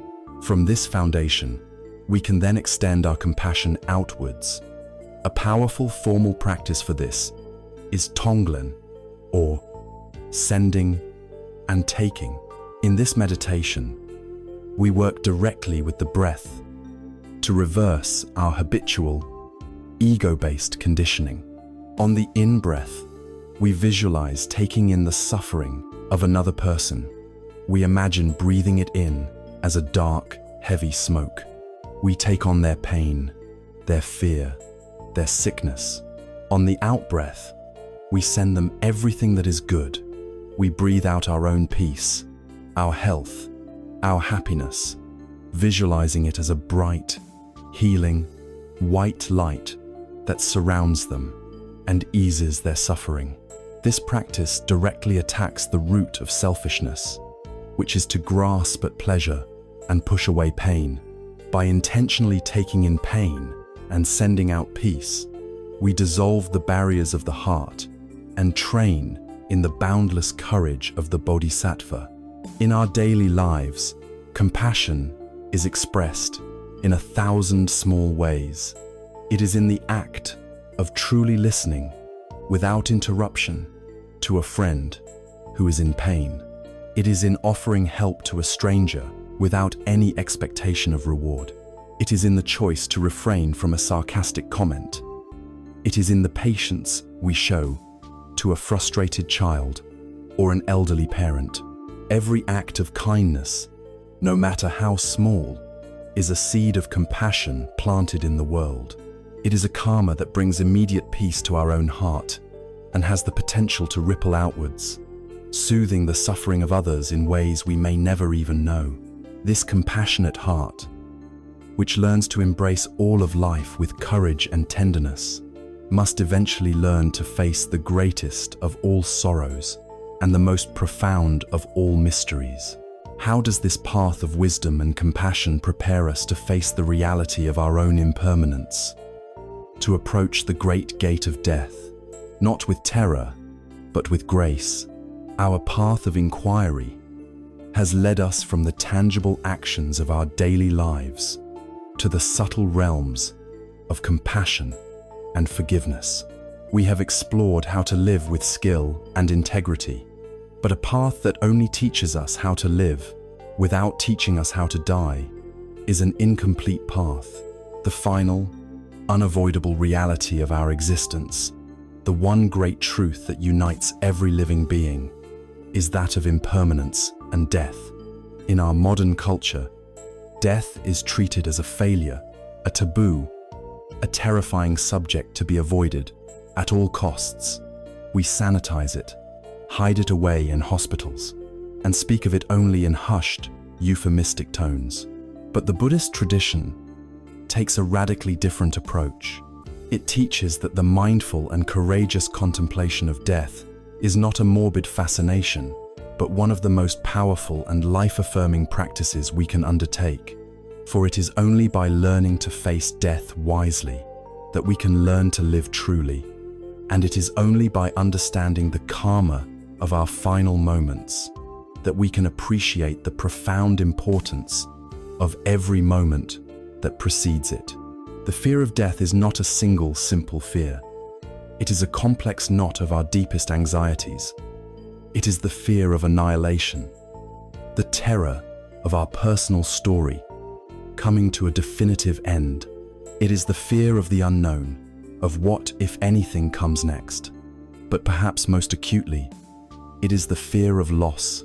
In death, we are forced to let go of everything we have clung to as constituting our self, our body, our accomplishments, our possessions, our roles, and most painfully, our cherished relationships. Our level of fear surrounding death is a direct measure of our level of attachment to the impermanent things of this world. It is the ultimate tax on a life lived in denial of anicca, the universal law of change. And from a karmic perspective, it is often a fear of facing the consequences of our own life, a dread of having to answer for our unresolved actions, our unkindnesses, and our regrets. The path to transforming this fear into wisdom is illuminated by the poignant story of a woman named Kisa Gotami. She was a young mother whose heart was filled with an all-consuming love for her first and only son. One day, the child fell ill and died. Kisa Gotami was shattered. Her grief was so absolute that her mind could not accept the reality of what had happened. She refused to believe her son was dead. Convinced he was merely deeply sick, she picked up his small, lifeless body and ran frantically through her village, from house to house, begging everyone she met for medicine that could cure him. Some mocked her, others turned away in pity, but no one could help. Finally, a wise man, seeing her inconsolable pain, suggested she go and see the Buddha. She ran to the Buddha, laid her son at his feet, and pleaded for the miracle cure she so desperately sought. The Buddha looked at her, not with dismissal, but with immense compassion. He did not tell her that her son was dead. He met her where she was, in her delusion, and gave her a task. "There is only one medicine that can help," he said. "Go back into the village and bring me a single mustard seed. But it must be from a house where no child, no spouse, no parent, no servanthus ever died." Kisa Gotami's heart soared with hope. A mustard seed. That was so simple. Every house had mustard seeds. She began her search immediately, going from door to door. At the first house, a kind woman said, "Of course, I have mustard seeds. Please, take what you need." As the woman handed them to her, Kisa Gotami asked, "Has anyone in this house ever died?" The woman's face fell.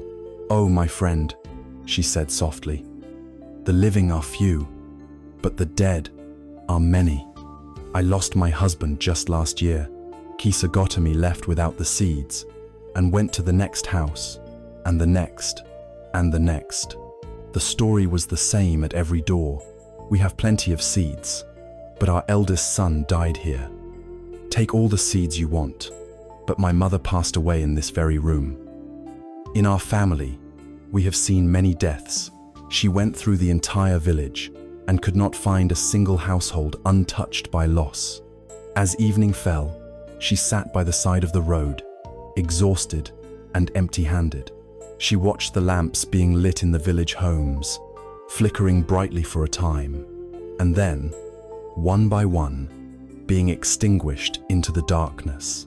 In that moment of quiet observation, the profound and simple truth dawned upon her. Her grief, which had felt so personal, so isolating, so uniquely hers, was in fact the universal sorrow of all humanity. Death was not a unique tragedy that had befallen her. It was the shared, inescapable nature of life itself. The flicker of the lamps was the flicker of every life. With this realization, her frantic clinging to her own personal story dissolved. She returned to the Buddha, not with a mustard seed, but with a peaceful and awakened heart, ready to hear the truth. The Buddha's genius was that he did not give her a teaching. He gave her a journey that allowed her to discover the teaching for herself. This journey shows us that the direct contemplation of the universality of death is the antidote to the isolating pain of personal loss. It also points to the karmic significance of our state of mind as we approach our own end. According to Buddhist teachings, while our next rebirth is conditioned by the whole accumulation of our life's karma, the final moments of consciousness have a disproportionately powerful influence. This is called maranasana karma, or death proximate karma. Imagine a heavy bowling ball rolling down a long lane. Its general direction is determined by the initial push and the contours of the lane itself. This is our lifetime of karma. But just before it hits the pins, a final puff of wind from the side can significantly alter its final trajectory. The state of mind at the moment of death is that final puff of wind.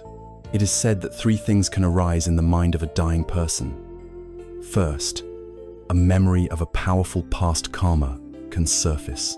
A person who has lived a life of great generosity might joyfully remember a significant act of giving. A person who has committed a terrible act of violence might be tormented by the memory of their crime.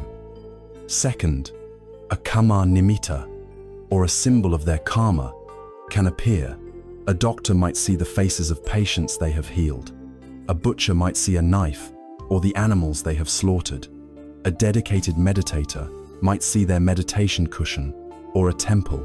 Third, a gati nimitta, or a symbol of their coming destination, can arise. A mind dying in a state of peace and goodness may see beautiful celestial lights or divine beings. A mind dying in a state of fear, anger, or regret may be met with terrifying, dark, or hellish visions.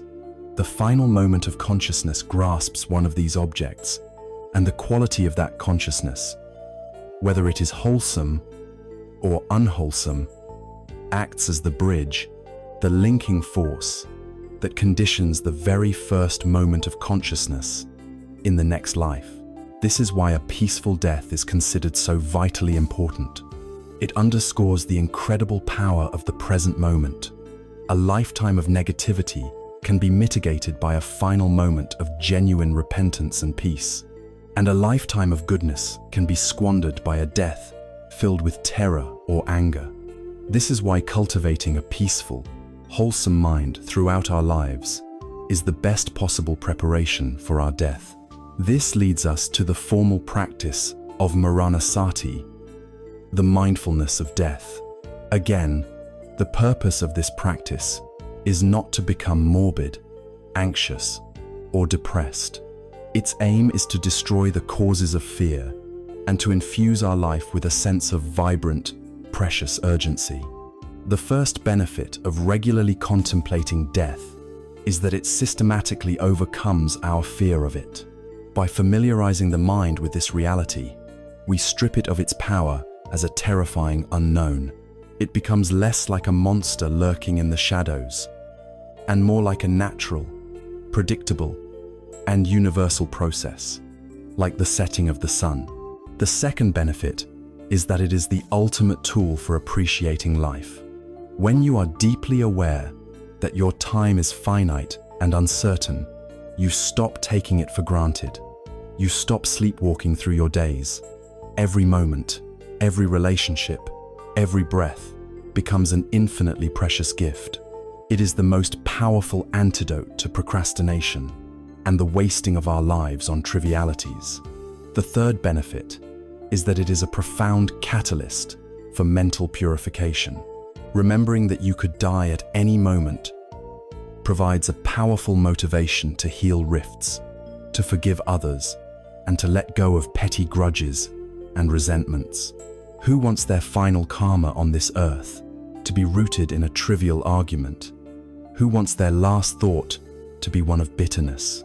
While traditional monastic practices could involve contemplating the stages of a decaying corpse to viscerally understand impermanence, there are gentle and accessible ways for us to practice maranasati. We can begin each day with a simple reflection. This day is not guaranteed. My life is precious and fleeting. Today, I will strive to act with kindness, to speak with truth, and to live with a mindful and open heart. When we hear of another's death, instead of pushing the thought away in fear, we can use it as a moment of contemplation. This person's journey has ended. My journey, too, will end. May they find peace, and may I use the time I have left wisely. We can even treat the act of falling asleep each night as a mini-death.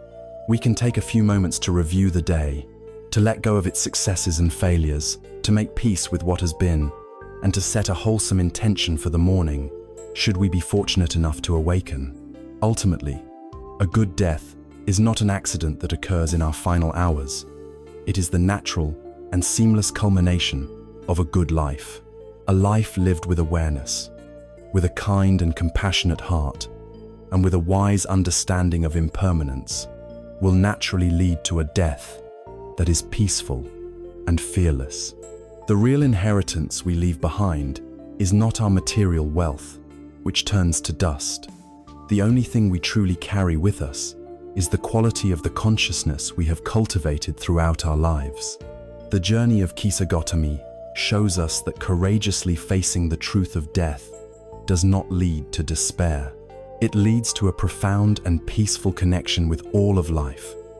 By learning to face death, we finally learn how to truly live. We have now journeyed from the most basic mechanics of cause and effect to the most profound questions of existence. We have seen how our actions create our reality and how wisdom holds the key to our freedom. What, then, is the final, empowering message that integrates these teachings and places the power for lasting change squarely and irrevocably in our own hands? We have arrived at the end of a long and winding path, a journey that began in the shadows of fear and confusion and has led us, step by step, into the clear, open light of understanding.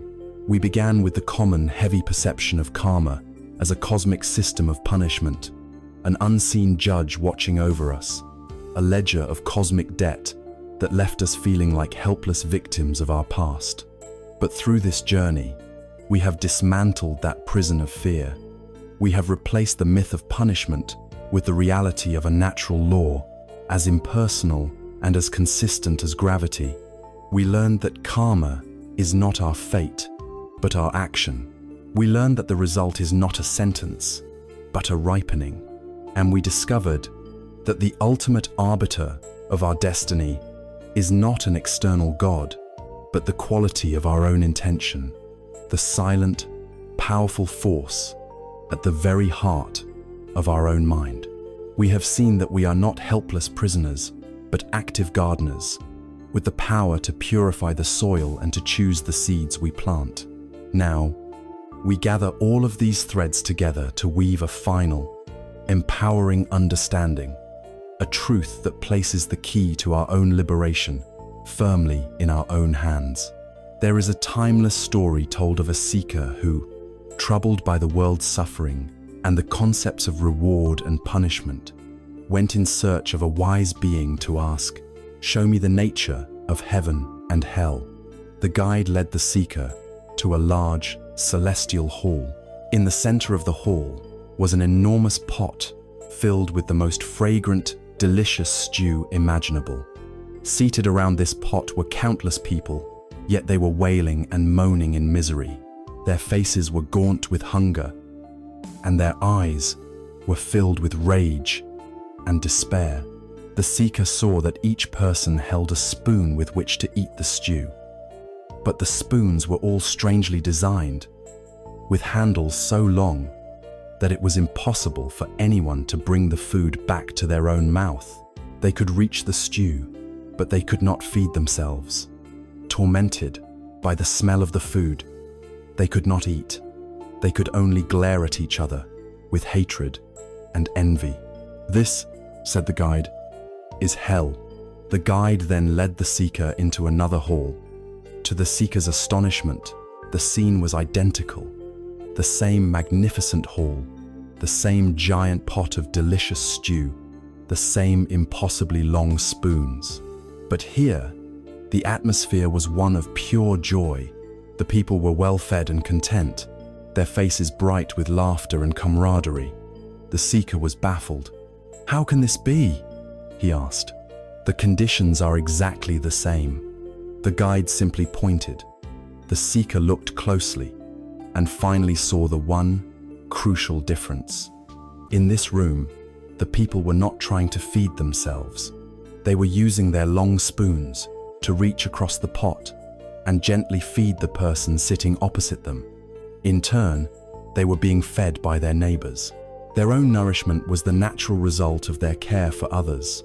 The guide then explained, "Heaven and hell are not different places.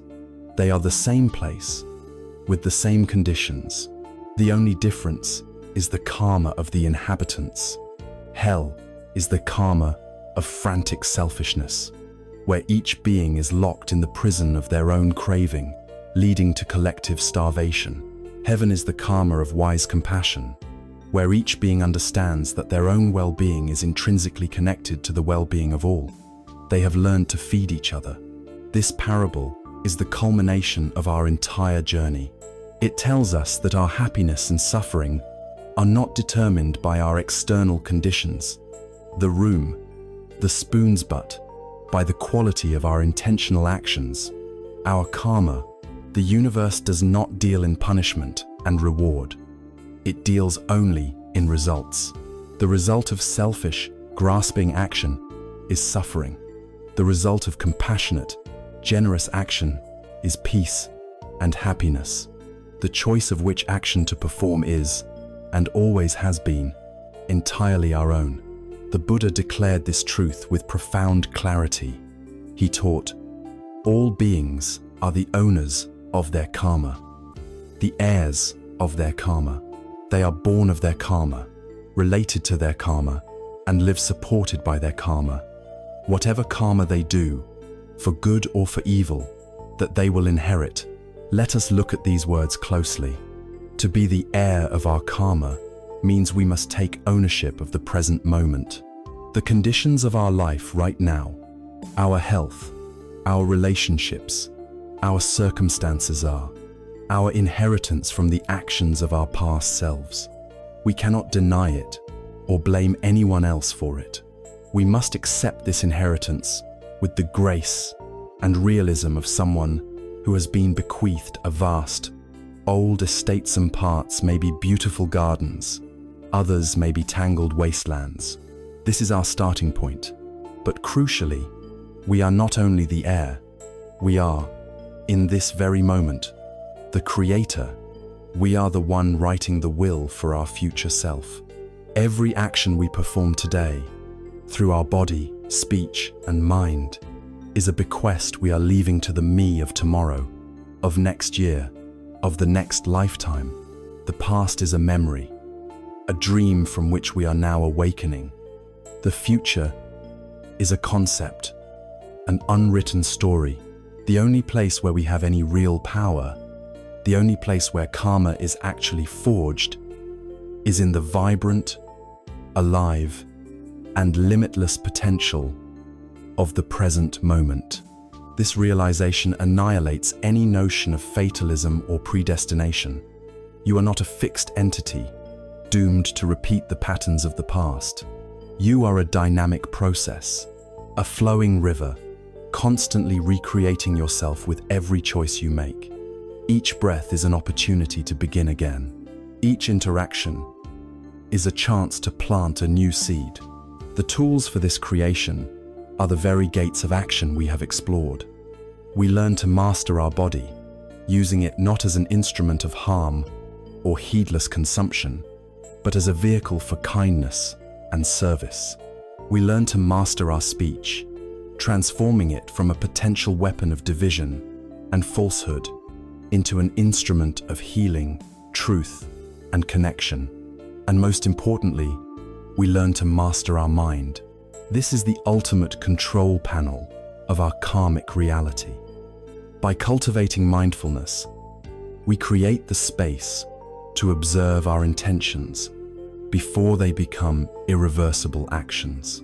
By understanding the nature of the three poisons, and their antidotes, we can consciously choose to create our lives from a place of wisdom, compassion, and generosity, rather than being dragged along by the unconscious undertow of ignorance, hatred, and greed. The mastery of these three gates, body, speech, and mindis, the entirety of the path summed up in our daily lives. It is the practical method by which we shift from being puppets of our past to becoming architects of our future.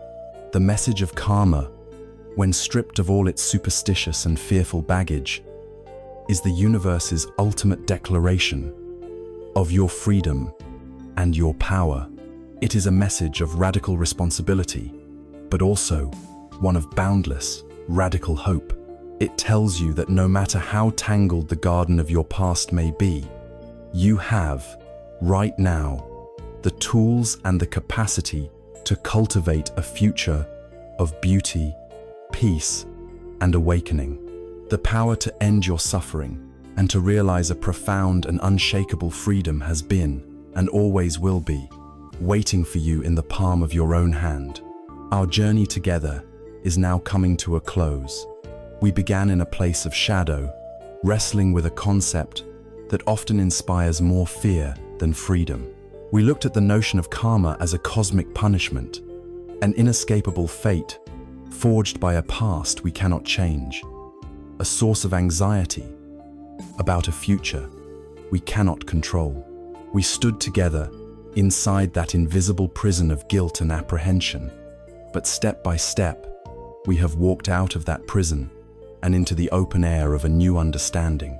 We have dismantled the idea of an external judge and discovered instead the intimate and immediate power of our own intention. We have learned that karma is not a sentence, but a simple, workable law of cause and effect, and that we are not its victims, but its masters. We followed this law through the gates of our body, our speech, and our mind, and we have seen that the path out of suffering is not found by changing our stars, but by wisely tending to the inner garden from which our entire world grows. If there is one essential truth to carry forth from our time together, let it be this: peace is not a final destination you will one day arrive at when all of your karmic debts are paid and all of your problems are solved.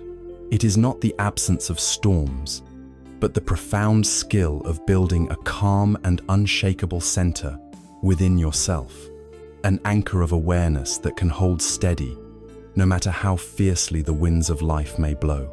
You are not being punished for your past.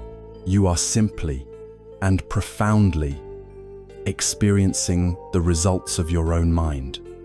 This is not a judgment, it is a promise. It is the universe's unwavering promise that every act of kindness matters, that every moment of mindfulness creates a ripple of peace, that every choice born of wisdom leads you closer to freedom.